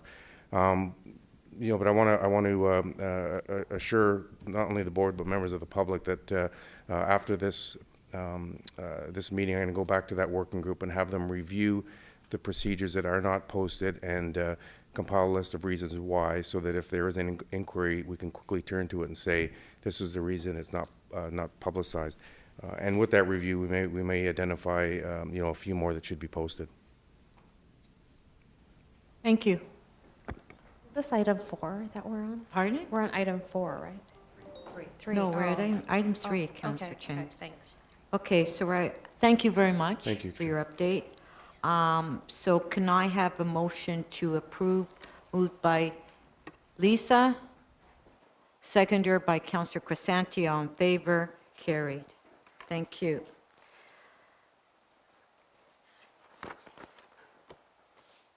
So could I have at this time, could I have a motion, Lisa, would you be, and move this motion on my behalf, that when members of the board are asking questions, they're given a time limit of 5 minutes like everyone else? Okay?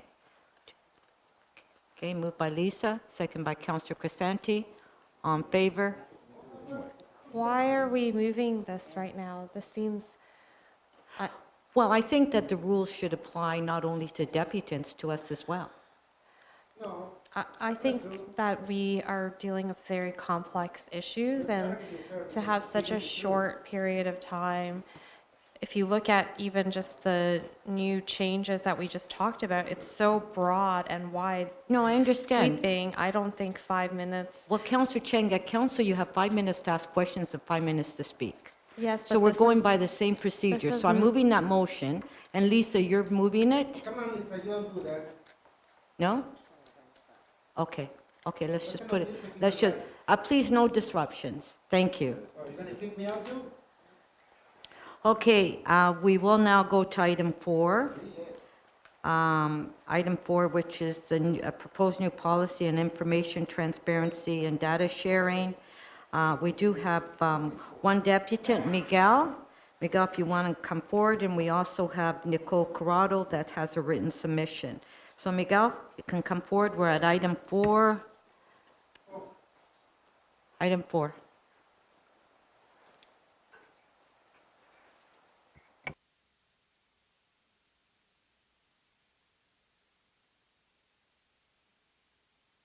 For a councilor like Councilor Chain to be limited to speak to 5 minutes when I've been here in this board since 2010.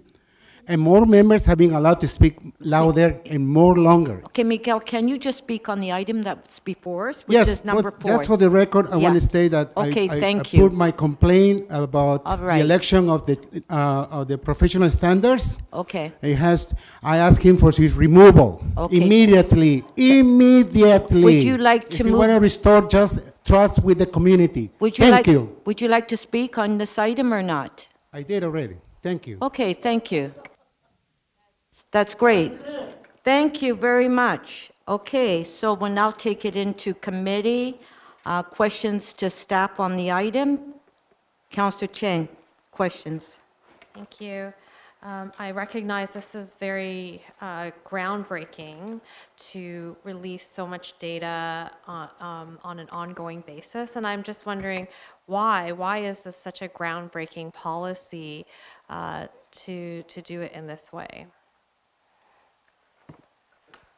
Thank you, Councillor, for your question. I think you're quite right. According to our research, and as we were developing this in cooperation with the service, to our knowledge, if approved, this would be the only policy for a police board or commission of its kind in Canada. Now, the service obviously has open data portals already in existence, but the intent here is to actually give life to some of the police reform directions that were approved by the board in August of 2020. And to further expand the kind of data, the amount of data, and the format of the data, really so that it can facilitate academic research, it can facilitate better community engagement, and really at the end of the day, knowledge about the work of this organization. So for all of those reasons, and in alignment with the board's direction for this policy is before you. Thank you. When the data is shared, I'm wondering if it will include any form of analysis, because for lay people, it's not necessarily the case that you see all of these grids and numbers, it's hard for people to understand. So it's one thing to be open, but then also to be helpful for people to understand what they're looking at. Yeah, I'll say one thing and then maybe turn it over, Chief, through you to CIO Steers. I think it will depend. So to give you an example, the work that the board through its policy and the service is doing with respect to race-based data is an example where, yes, the data is being released, but along with analysis that is undertaken through the expertise of the service and jointly with community. And so that's a circumstance in which when that data and information is put out publicly, it's accompanied by the best thinking and analysis. I think there may be other instances where, depending on the data point, analysis may not be done, but it will be open and available to other people in a form where they can undertake their own analysis, which is increasingly, I think, what we're seeing not just in the policing sector, but more broadly. Mr. Stairs? Thank you. I think we're talking about openness in a bunch of different ways, and as you say, not everybody has the skills to look at open data and then make sense of it, because data on its own is not creating transparency. You need to understand the system that data is measuring in order to understand the context and what that means, and then oftentimes you also need to have the data literacy or graphical literacy to understand what's being presented. And I think some of our most challenged areas have lower levels of graphical and numerical literacy. So a big part of the effort to be transparent is around putting forward the data, putting forward the analysis, but then engaging in continuous conversation about what that analysis can say or what questions need to be asked by the community. That's, as we've learned our lessons through the race-based data model, that's what we're increasingly doing. So the town halls that we've been having over the last 6 months have raised issues and questions that are outside the original scope of race-based data. I will be presenting on those next month, along with the community advisory panel. We just had our meeting last night. And as we continue to iterate through that, I think what we'll find is that transparency isn't about the policy or the open data. It's about the conversation that we're having with the public. And that's going to lead to co-designing the information management structures first, and then co-designing the service delivery second. Thank you. Sorry, if I could just also add, I think it's also important, you asked about why this is a groundbreaking policy. Giving members of the public, whether they're academics, residents, citizens, community organizations, the ability to, on their own, conduct analysis on data, I think is all about the path that we're taking to build public trust and confidence. So giving people that ability through this work, I think is an important step in that direction. Chair, if you wouldn't, if you forgive me just to Yes, have go another ahead. comment. One of the other things that is often a challenge is certain data sets need to be kept confidential, either because they're personnel records or because they're used in policing activities. And so those records aren't accessible to the public for good for good reason.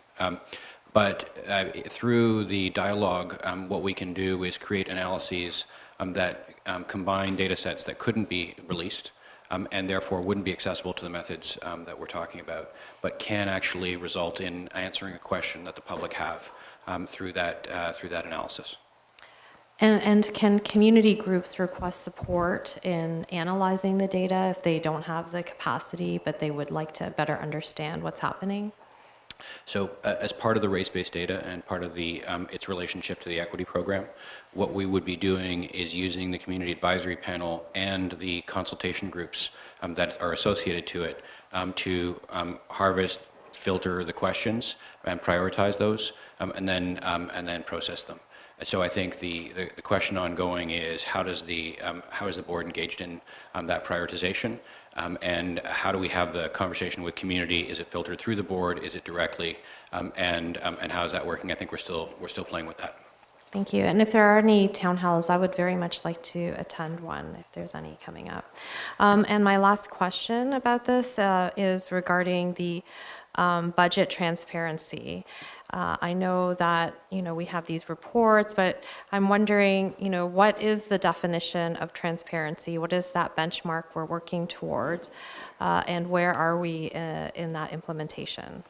So through you, Madam Chair, we actually have one of the most transparent budgets in the country. Even when we look at our other city agencies, we post a line by line on our website down to individual cost element level. It's all open data.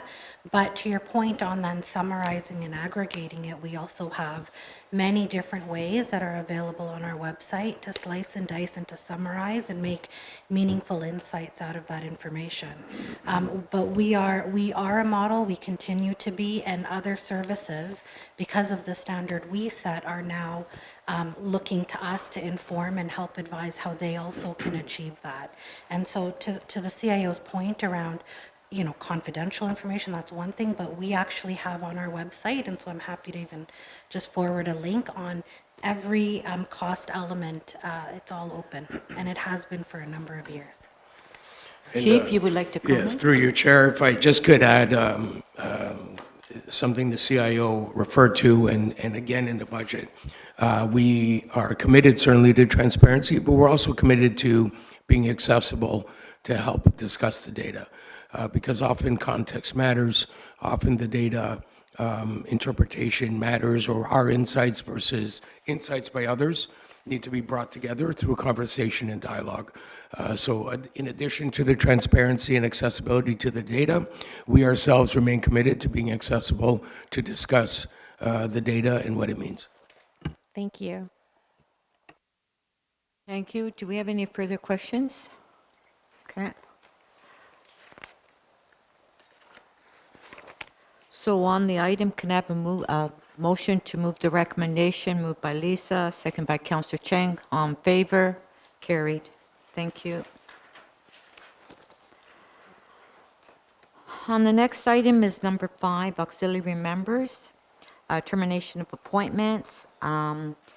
Councillor Chang, you held the item down. You have questions? Just, some questions. I landed on a new planet called the Police Services Board, so I just have some questions about this. Because somebody did ask at a community town hall community safety town hall that I held earlier this week, are there still auxiliary officers being engaged, or is this program being winded down? Sorry, through you, Madam Chair. This is to ask the board to notify the Solicitor General of the 48 terminations throughout the year. But we actually are really happy to say that we actually hired 58 in December, and they went through the most extensive training we've ever had. So they've been disseminated throughout all of our divisions across the city.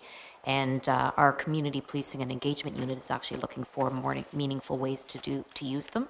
And we are looking at a pilot and integrating them with our neighborhood community officers in those divisions that have those officers there, so where they can contribute. They've also got SEPTED training and Andico training as well, so they'll be utilized to certainly work with the community, helping them look at ways to keep themselves safer.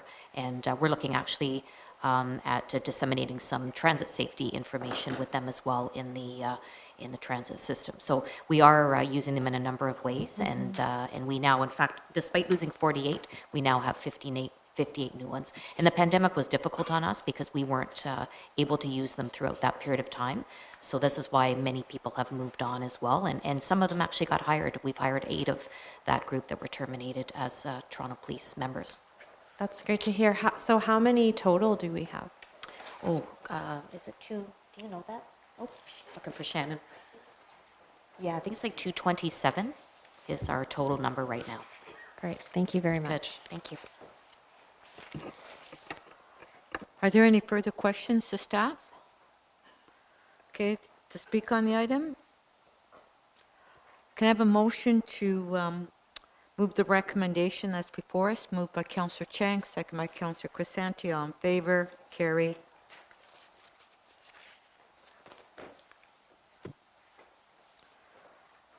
Okay, on item 6, we do have a written submission by Nicole Corrado, so thank you for that. And who held the item down? Oh, that wasn't held? Okay, sorry, that wasn't held. Okay. Number 7 is held. Councillor Chang, you held down item number 7, the report before us. Yes. Municipal Freedom of Information, Protection of Privacy Act, and you have questions on that? I'm just Okay. wondering if there are any benchmarks that we are trying to work towards with regard to how we answer freedom of information requests.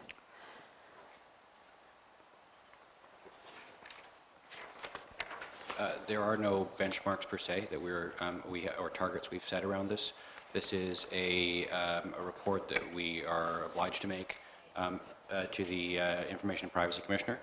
So this is more routine in terms of our disclosure activity and disclosing to the IPC how we're doing on our FOI efforts. But there aren't benchmarks set by the IPC or targets set by the IPC.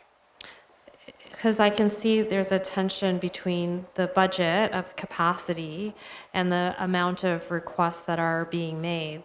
So how do we balance those two to ensure timely responses, but also recognizing we have limited capacity? I think it's very difficult to...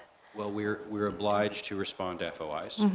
That there's no optionality there. Right. So what will happen is our backlog will tend to grow if we under-resource that function, and then we have to resource it to catch up. So those are real issues. Part of the drive for one of the other items on today's agenda, which is the eSolutions product, is to start to build the automation to streamline that and to reduce the labor demand on that so that we don't have the backlog, or we can shrink the backlog that we currently have. And what is the current backlog? Sorry? Okay, sorry, we'll have to get to that to you later.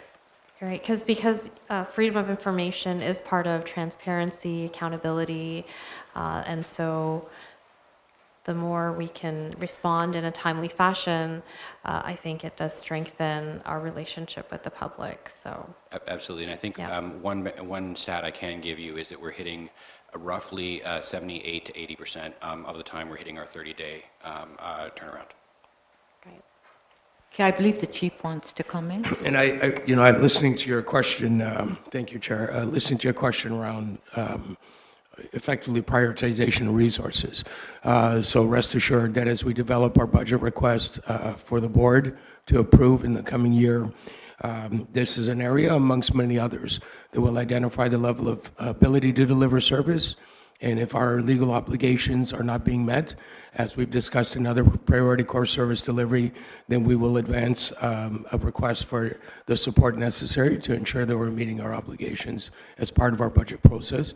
And in the meantime, we'll prioritize the resources we have the best we can, and we'll continue in our transparent assessment of needs as we bring our budget process forward to the board next year. Thank you. I would love to see a scan of the other municipalities, how they meet this. And, certainly we tend to be groundbreakers, but that doesn't hurt to always learn from others as well. Okay, thank you. Are there any further questions on the item? Do we have any speakers on the item? No? Okay, can I have a motion to approve the recommendations moved by Councillor Chang, second by Lisa, all in favor, carried. Thank you.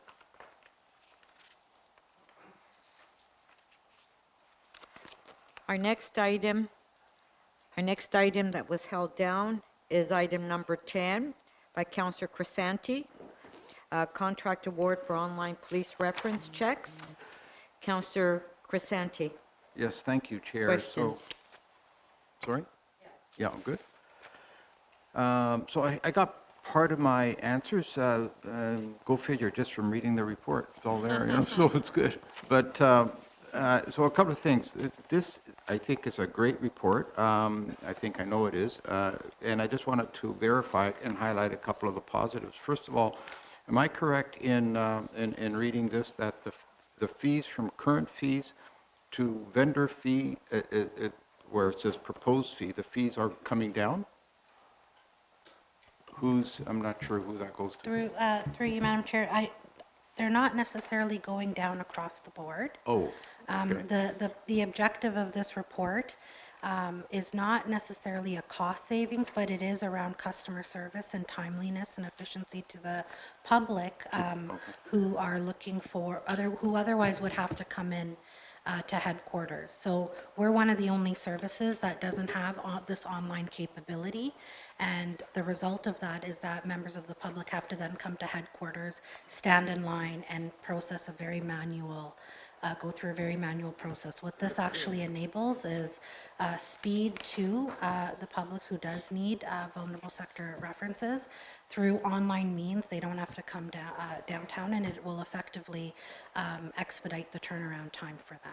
Okay, no, excellent. That was going to be my next question with respect to the turnaround time compared to what it was. So under this new system, now all online, approximately what is the turnaround? Because a lot of the issues and complaints that I get at my end when people call that it's just taking too long. I guess, of course, this eliminates the driving, physical driving to go somewhere and do it, so it's all online.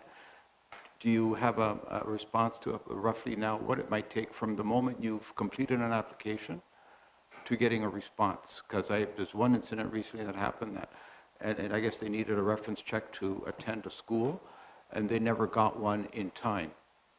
And they submitted it to, in their opinion, well in enough time. So, yeah, if I may, I would just like to turn it over to Director Ian Whelan. So this gentleman's the expert in that area? Okay.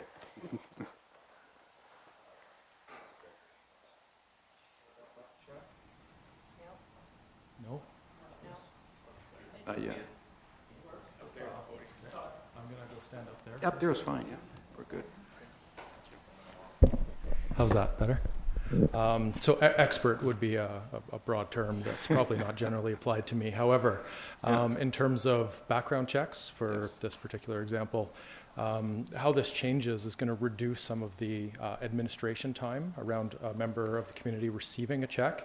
One probably very good example would be how long it would take to mail something after the completion of a check. So today, a lot of them get mailed back to an individual or to an organization who's requested that check.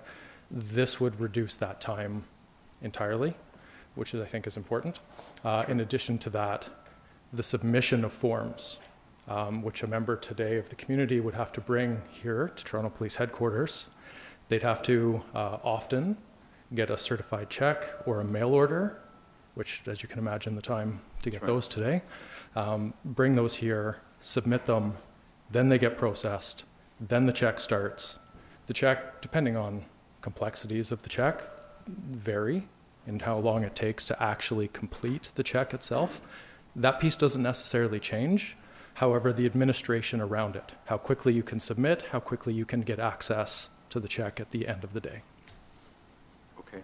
So again, can you estimate in terms of how long a turnaround time would look like under this new system? I don't know that I could put a specific time on it because every check would vary at least to some extent. I don't know, I don't want to put a particular range, but let's say less than 2 weeks. Okay. No, that makes sense. That's reasonable.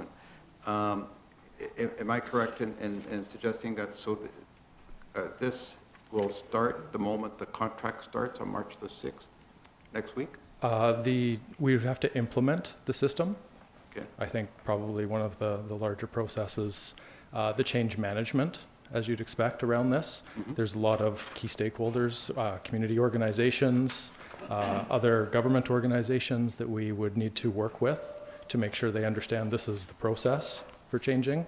Letting community members know, of course, would be critical to helping to make this process as effective as possible. And then we have to test it to make sure that it's working as we would expect, of course. So not immediate, but months in order to implement. Okay, so that... The schedule right now assumes a mid-year change, so it wouldn't happen yet. It would happen at the earliest in the middle of the year. All right. The other piece around that would probably be useful to know is we did do a bit of a jurisdictional scan on fees in particular. We compared to Durham and York because they have a similar model.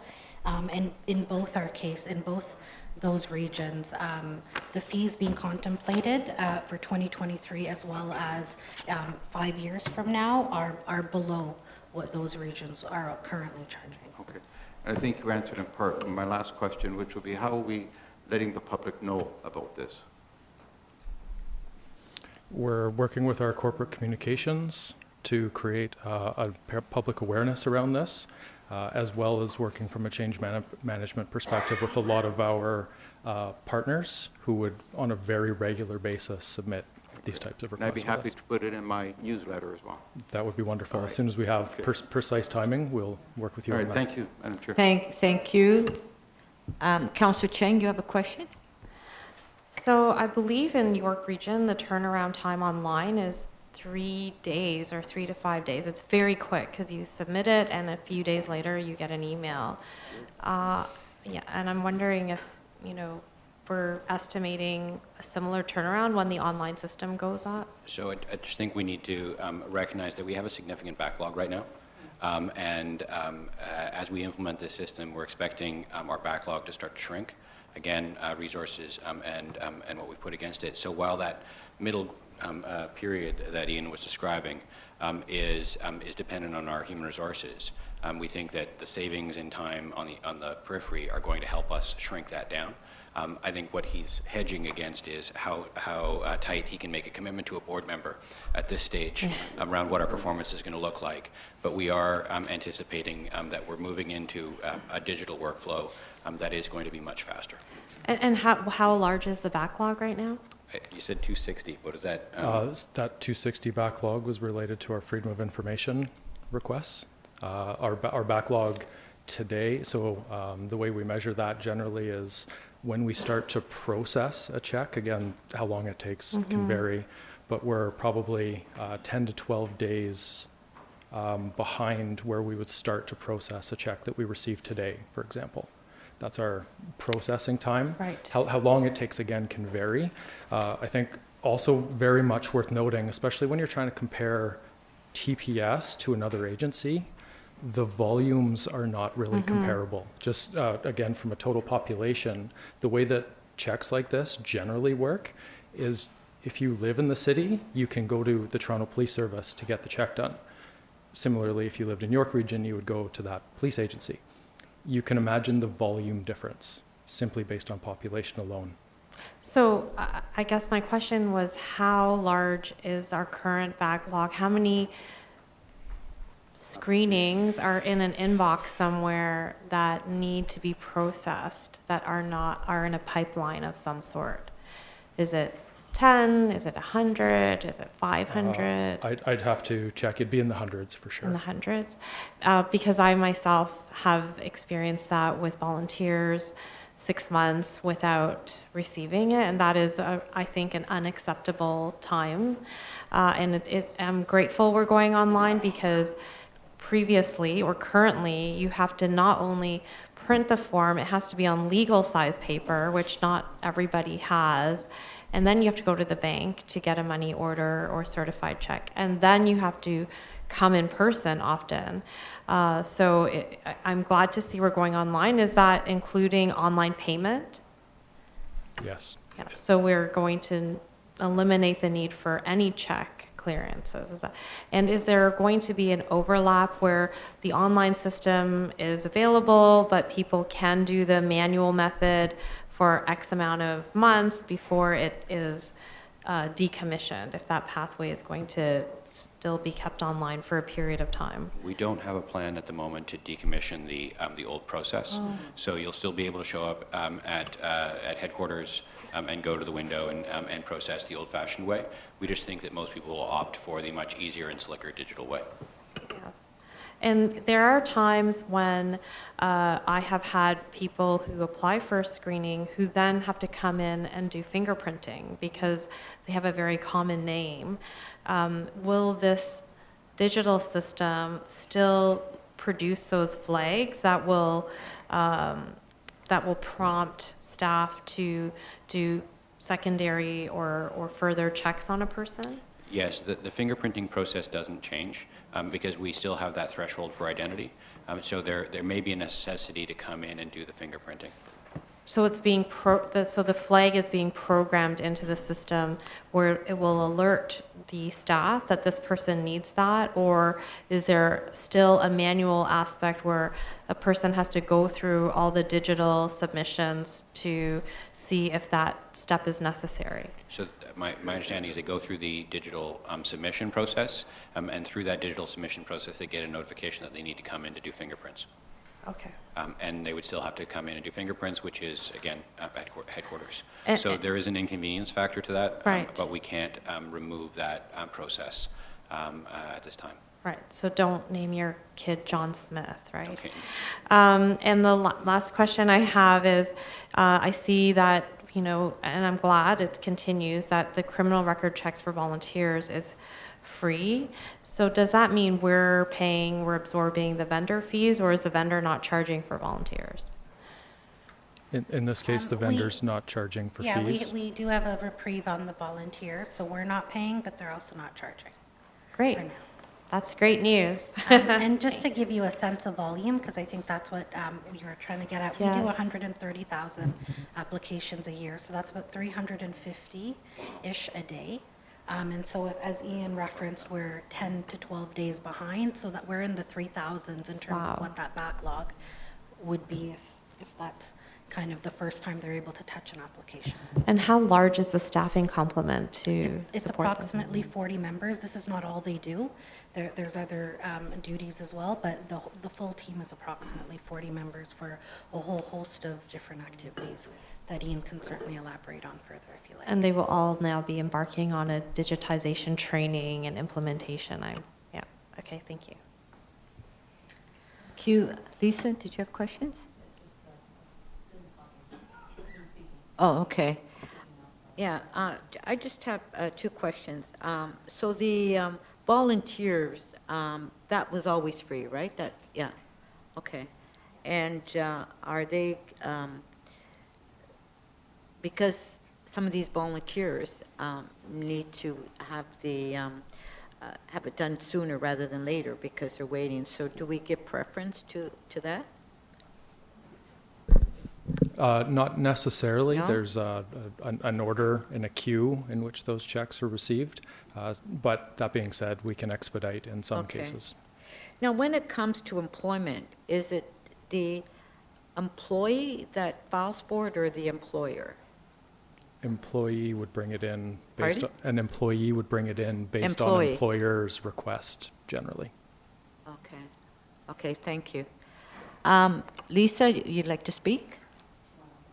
Yeah, there are occasional instances, especially when there's a large volume, where an employer would also submit on an employee's behalf. And to your point around a queue, I recall during the pandemic, I think there was a mad rush around, I believe it was school bus operators or other city employees, where then we were able to create kind of a siloed off process to prioritize. But it's not routine. It was sort of it was a critical situation where we were able to make that available.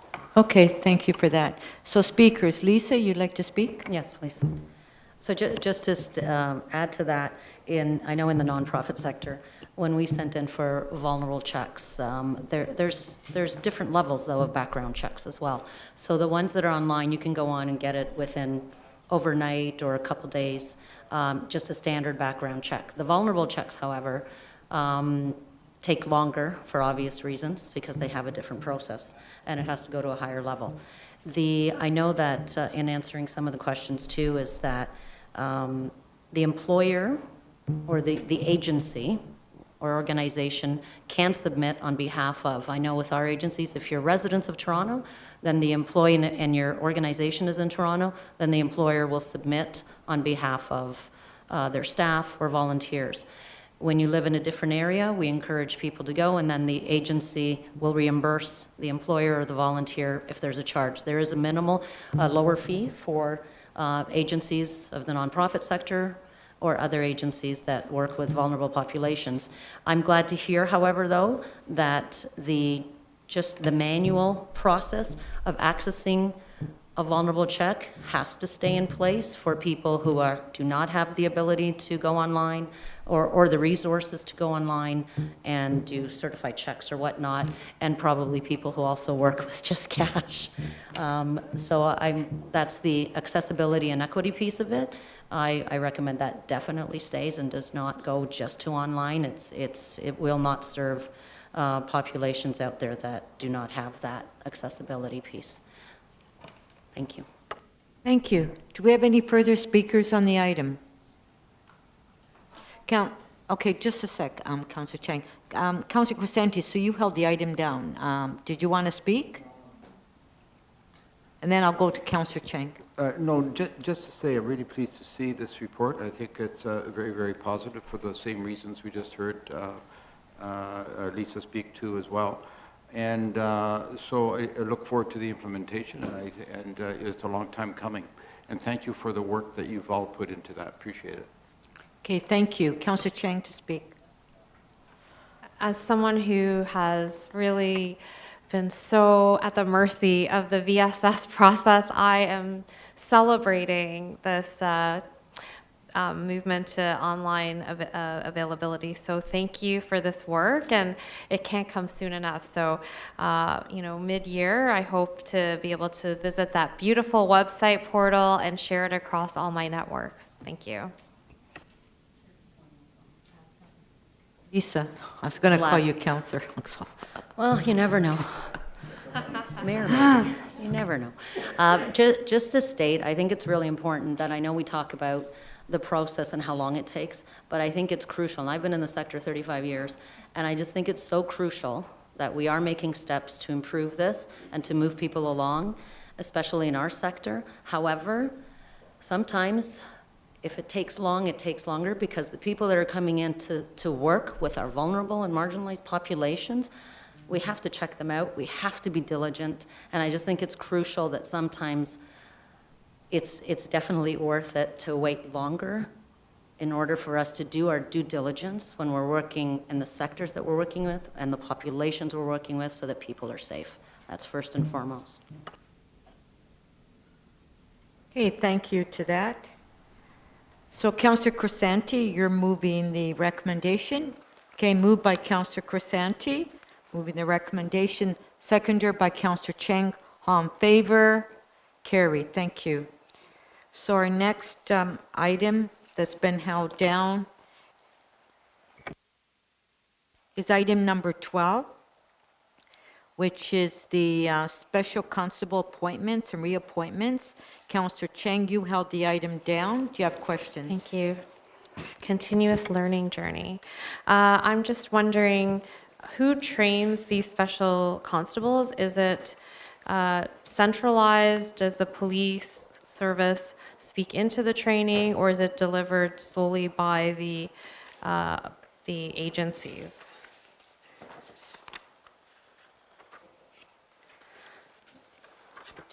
So the service is special constables, the college trains them.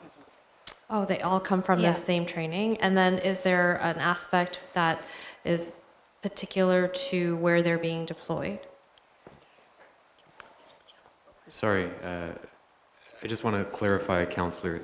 Special constables employed by the service, Yeah. or are you talking about special I'm talking constables about the- employed by others? By the others. Okay. By others, okay. So those ones are not true. I just want to clarify that only the services, special constables, are trained by the college. So Toronto Community Housing Special Constables, who trains them?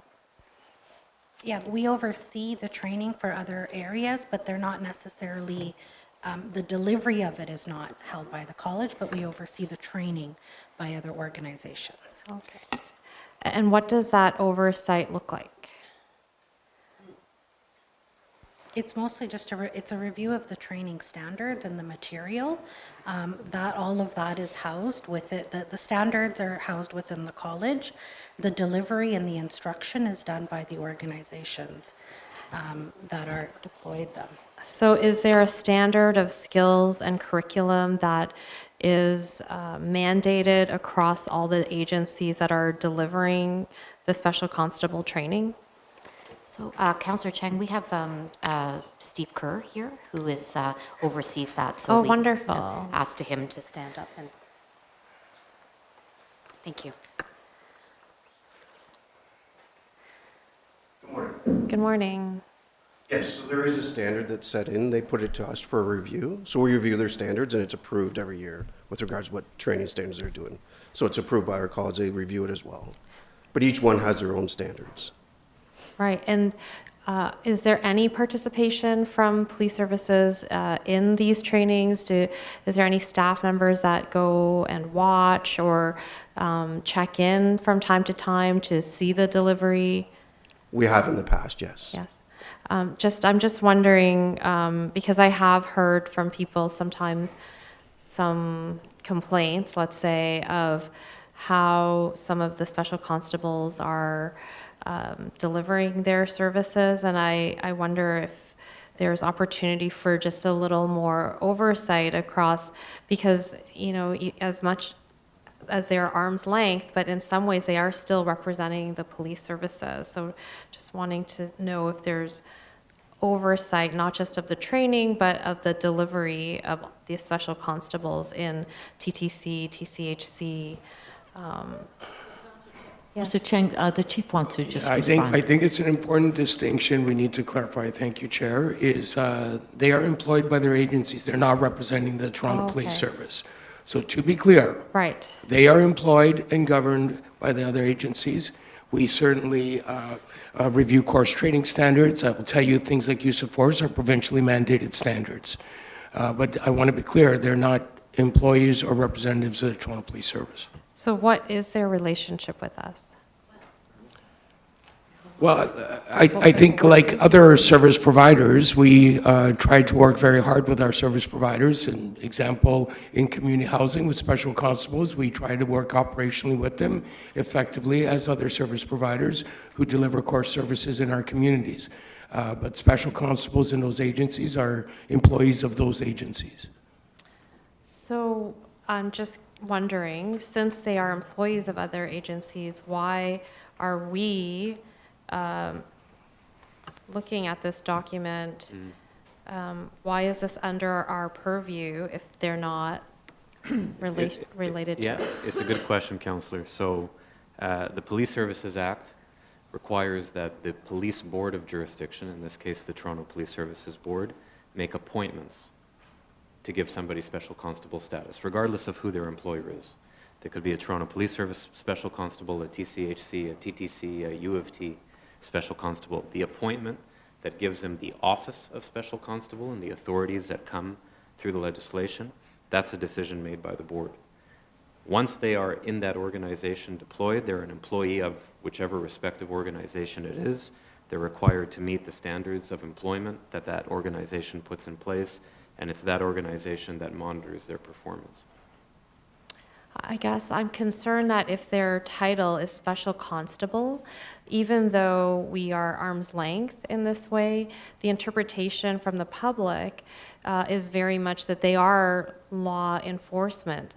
I don't know that people, you know, living in TCHC, that they know that special constables are actually not deployed by the police. And I think that we should consider our relationship and whether or not there should be, you know, an increase in our oversight to ensure standards are being met as well as effectiveness. Also a good question, and we talked a little bit about the Community Safety Policing Act, which is not yet in force. That actually contemplates a lot more with respect to legislative provisions around special constables across the province, including oversight by the Inspector General of Policing, with regulations to still be developed. So I think it's just important, because I agree with you, there is sometimes some confusion. Special constables employed by a separate agency are deployed by that agency and overseen by that agency as any other employee would be. There are, though, special constables employed by the Toronto Police Service. Our court officers are a good example of that, but there are certainly many, many others. And so those authorities, once the board makes the decision of appointment, are mandated by the Police Services Act, and that's the decision point for the board. Once those individuals go to their respective organizations, I quite frankly think it's in part up to those organizations to help educate those that they deliver service to about the relationship.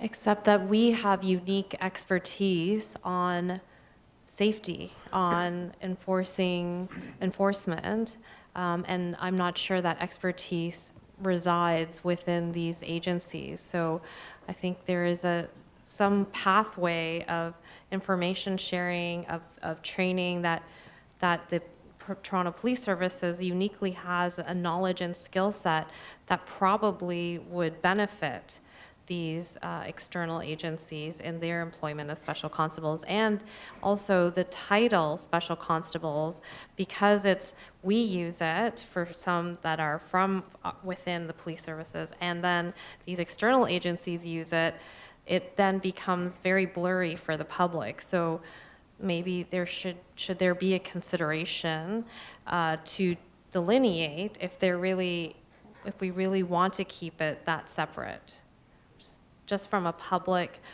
understanding of what that role is, their responsibility, and who is behind them. I don't know if we can expand maybe on the working relationship between the service and these various special constable employers when it comes to the MOUs, when it comes to sort of some of the experience that is provided with respect to training. What I will say, though, is that the board and the service can't step into the employment relationship that exists between an employee and one of these other agencies. The law and the legislation is clear.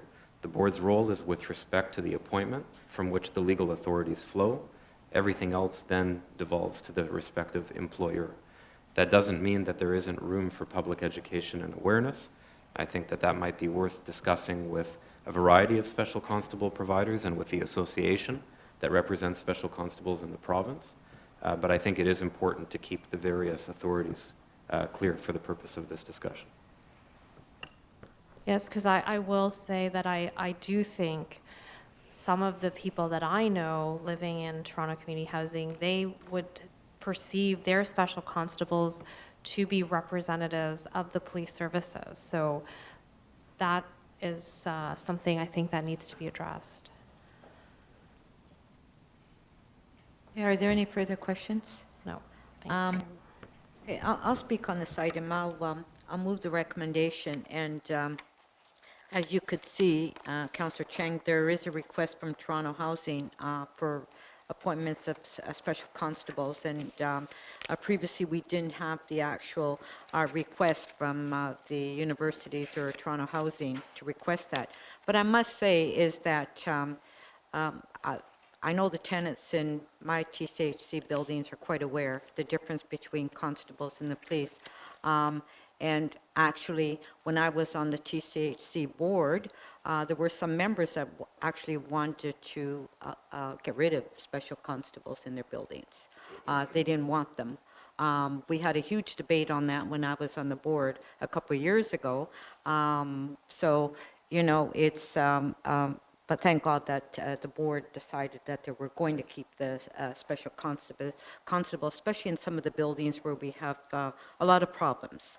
And we do need them, and at times they even call the police when it's an issue that they need support from the police on some of these units they have to go into and to enforce. So I'll move the recommendation that we have before us, and seconder by Lisa. On favor? Carried. Thank you.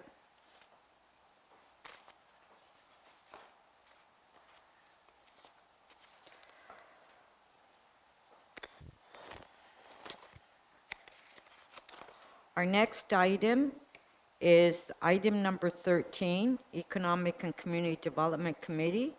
Item 31.4, Report on Outstanding Noise. Councillor Cheng, you held the item down. Do you have questions on the item? Yes, this is a big issue in my neighborhood. People hate those noisy cars and motorcycles. So I see here that the challenge is when the technology is used to capture the sound, that the vehicle has to be still in order for it to be enforceable, which then limits its usefulness. So is it the assumption that when this recommendation goes to MLS, that there will be recommendations to bylaw changes that will then allow for the enforcement at the speeds of moving vehicles using these devices?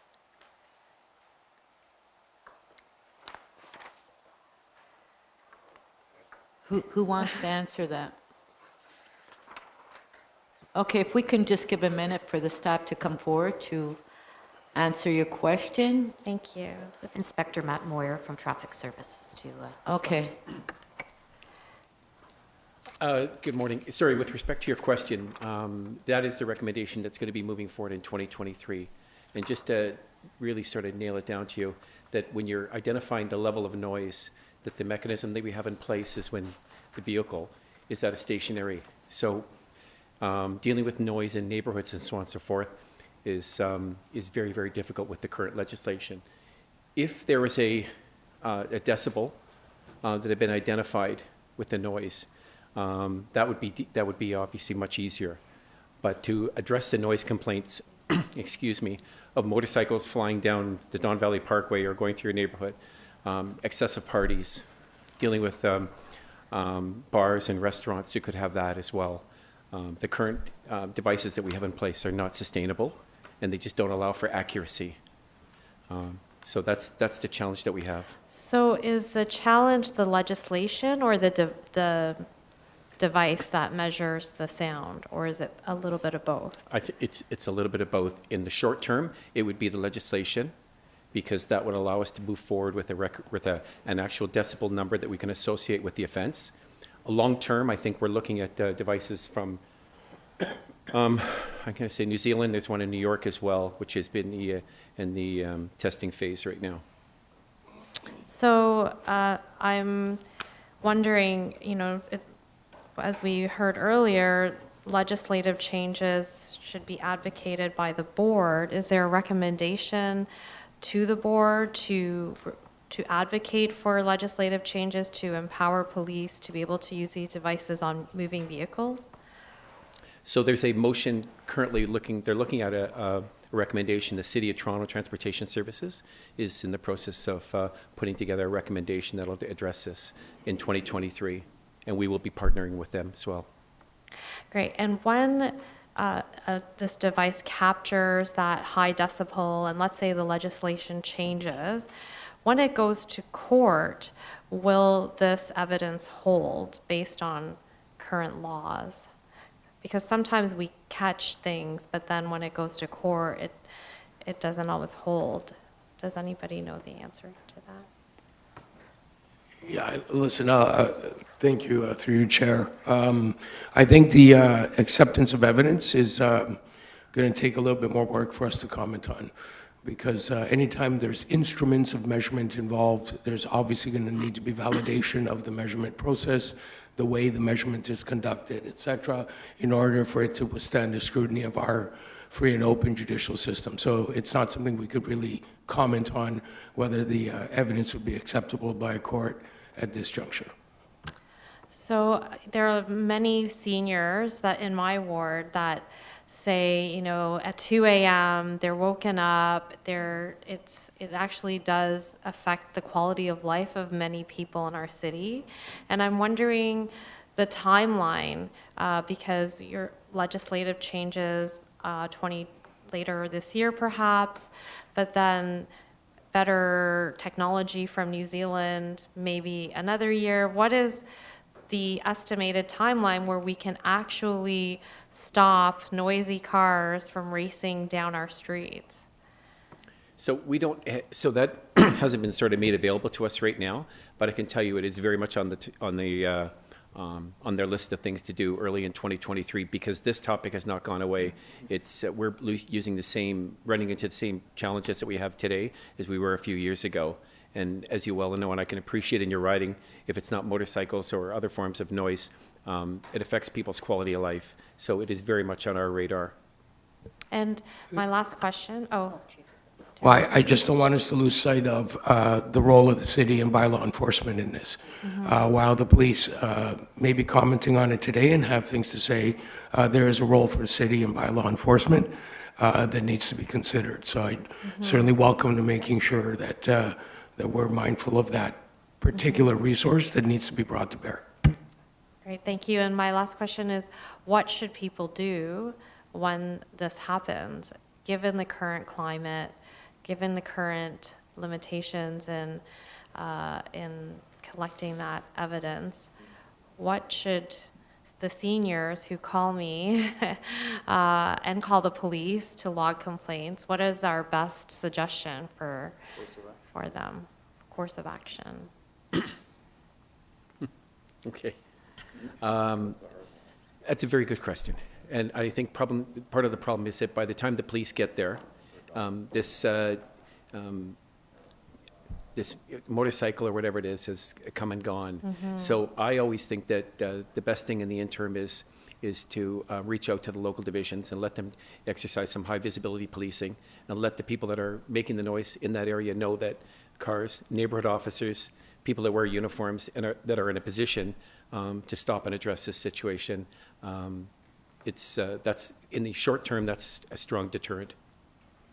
Okay. Thank you. Thank you. Any further? Okay, Lisa? Just, is it fair to say and recommend, like going back to the city and their bylaws and being that jurisdiction, that councillors can advocate or lobby to have even speed bumps in some of those areas where this is occurring as well? Yeah, I'm putting it back on you, I am. That's recommended if it's a high traffic area and if this is happening and it's seniors or other populations that are suffering from this, is that not a place to go as well where we can have those conversations with the city? I can answer. It's hard to do that on major arterial roads like Yonge Okay, Street or the highway. I think the question was asked to staff. Okay, I mean, maybe we should just not fill the potholes and just slow down the traffic rather than complain about potholes. But just my question to you, I mean, this is very difficult to enforce. And as you mentioned earlier, I mean, if seniors are complaining about motorcycles or trucks in the middle of the night, like a police officer isn't going to run there and start charging, I mean, they're gone, right? And even if it went to court, I mean, I don't think there's a lot of cases that go to court. So this is as far as enforcement when it comes to noise, that's very difficult to do unless you're there and you, just like somebody going through a red light or going through a stop sign, you need to be there when that happens. So it's very difficult to enforce. Am I correct? That's absolutely true. Yeah. And if I could add additionally, again, an important reminder, I think, is the city's responsibility in 311 is where noise complaints are, amongst other complaints. So when you ask Councillor on what to tell members of the public, the one thing to tell them is to call 311 to allow the city to be aware of the situation and deploy their resources as effectively as they can to deal with the noise bylaws, and they have the resources to deal with that. Okay, thank you. So recommendation is to, Sorry. oh, sorry, Councillor Crescenti. No, I just wanted to follow up with the comments we just heard a few minutes ago that working with the local police division can be very effective. I know there was a situation up in my neighborhood where there was an offender, a vehicle that's constantly, in the middle of the night, during the day, always, you know, racing up and down the street, very, very loud noises, disturbed the neighborhood, seniors particularly. So what happened was I guess a neighbor or somebody that lived in the area was able to identify where this individual lived and where the vehicle was, and contacted the local division, and the community officers came forward and actually went to the home and spoke to them. And let me tell you, it stopped right away. I'm not sure how that interaction went and what was said, but they no longer did what they were doing. So there's that is very effective, and you know, I don't know that there's any other solution to that. But my question was, the page 2 of the report at the bottom that speaks to Highway Traffic Act charges. So it looks like from 2020 to 2022 it went up. It spiked to 21. Are these all identified with noise measuring devices, or just officers who heard them and saw them in the neighborhood or on the streets? So these charges that you see on page 2 are all charges that were laid by police officers, and they're simply, this is more like a found committing. So it could be a motor vehicle that was pulled over with a improper muffler being held on by hockey tape.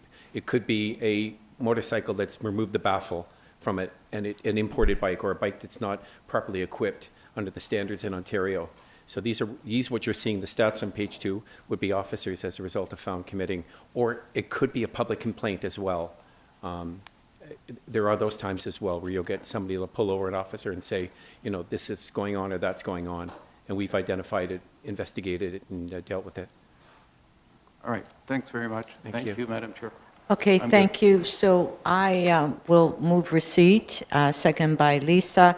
And just a comment on this, and we're also going to send it back to the city as well so they can comment. But as far as I mentioned, as far as enforcement, that's very difficult to do if the police are going to be running around on noise complaints when it comes to motorcycle or cars. We need 1,000 more police officers to enforce that. So this is something that the city is responsible for as well. Even municipal licensing can't lay charges either. And so anyway, I'll move receipt of the item and send it to the city. Carried. Our next item, our last item, is item number 14, which is a report on impaired driving. Councillor Cheng, you held the item down. You have questions to staff. Yes. So on page 3, I'm just looking at the number between 2021 and 2022 in terms of the MAS checks, and I'm wondering why is it so different? Is 10,000 in 2021 and only 4,829 in 2022.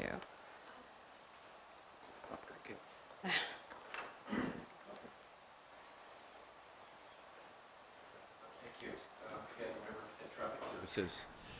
So what we found with the decline in the numbers during that time was partly due to COVID, if you look at it, and that hit, because it actually affected the way we did business. It affected the way we pulled over vehicles and the interaction that we had with the community. I would also cite that it's during that period, you saw a lot of people working from home. And as a result of that, there was less people to be tested, obviously, on the road.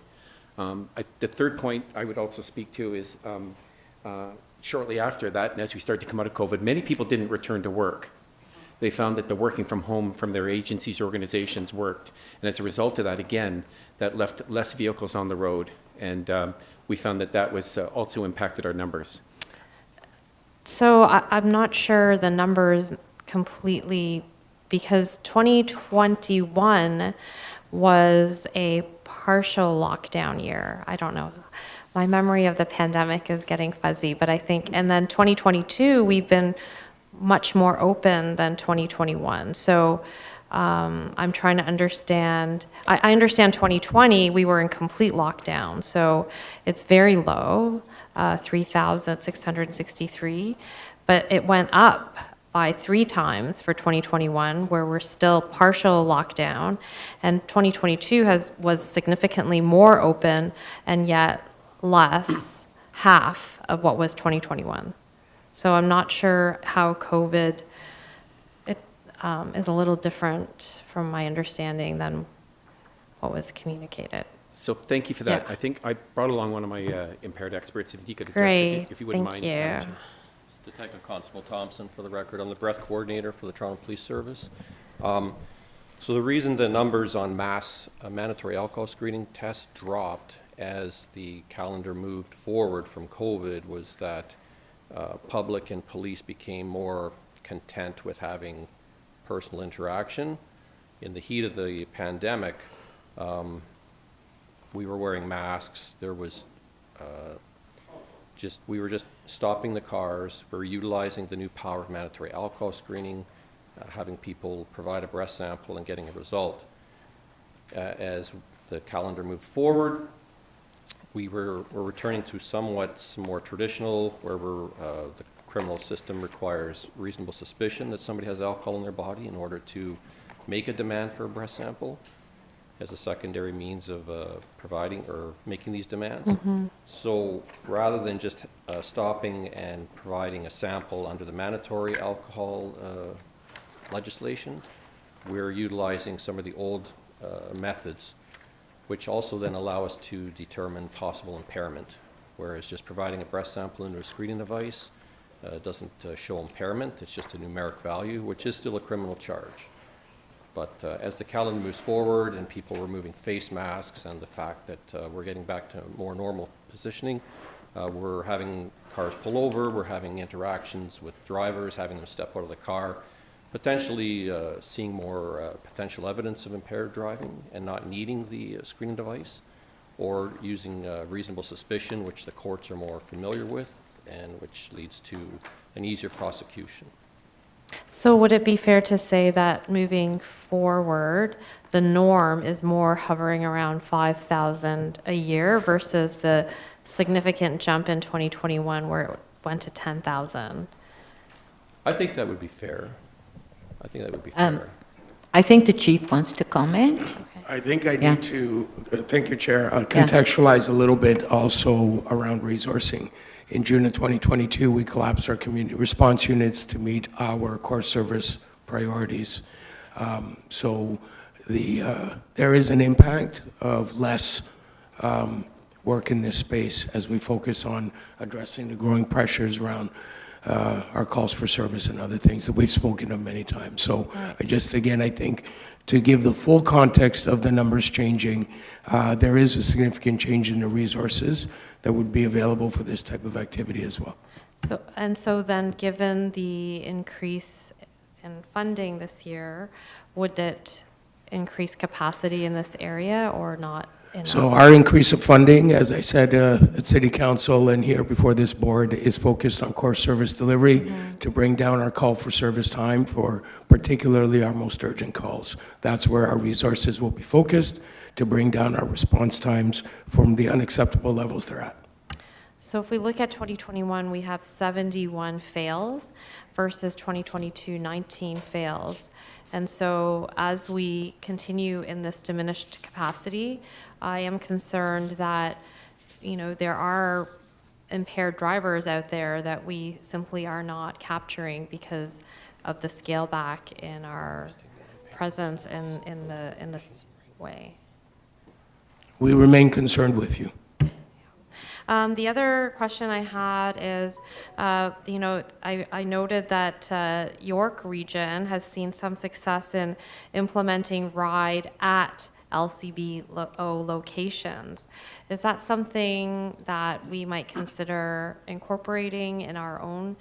It's something I hadn't thought of until I read it in this report. Sorry, I didn't catch what locations you said York is doing. LCBO locations, so they actually put the RIDE program in front of LCBO where the people who are buying alcohol are then, I guess, flagged down. Well, I won't comment on York Region's operational decision-making, Right. but I have traffic service expertise here in helping us determine the best locations for those type of deployments. Right, I guess it's in the report, so I'm just wondering, because someone put it in there, is it something that's being contemplated for our own strategy? It's on page 4. So part of that, just so you know, was that we were asked to answer about is our collaborative effort with other services.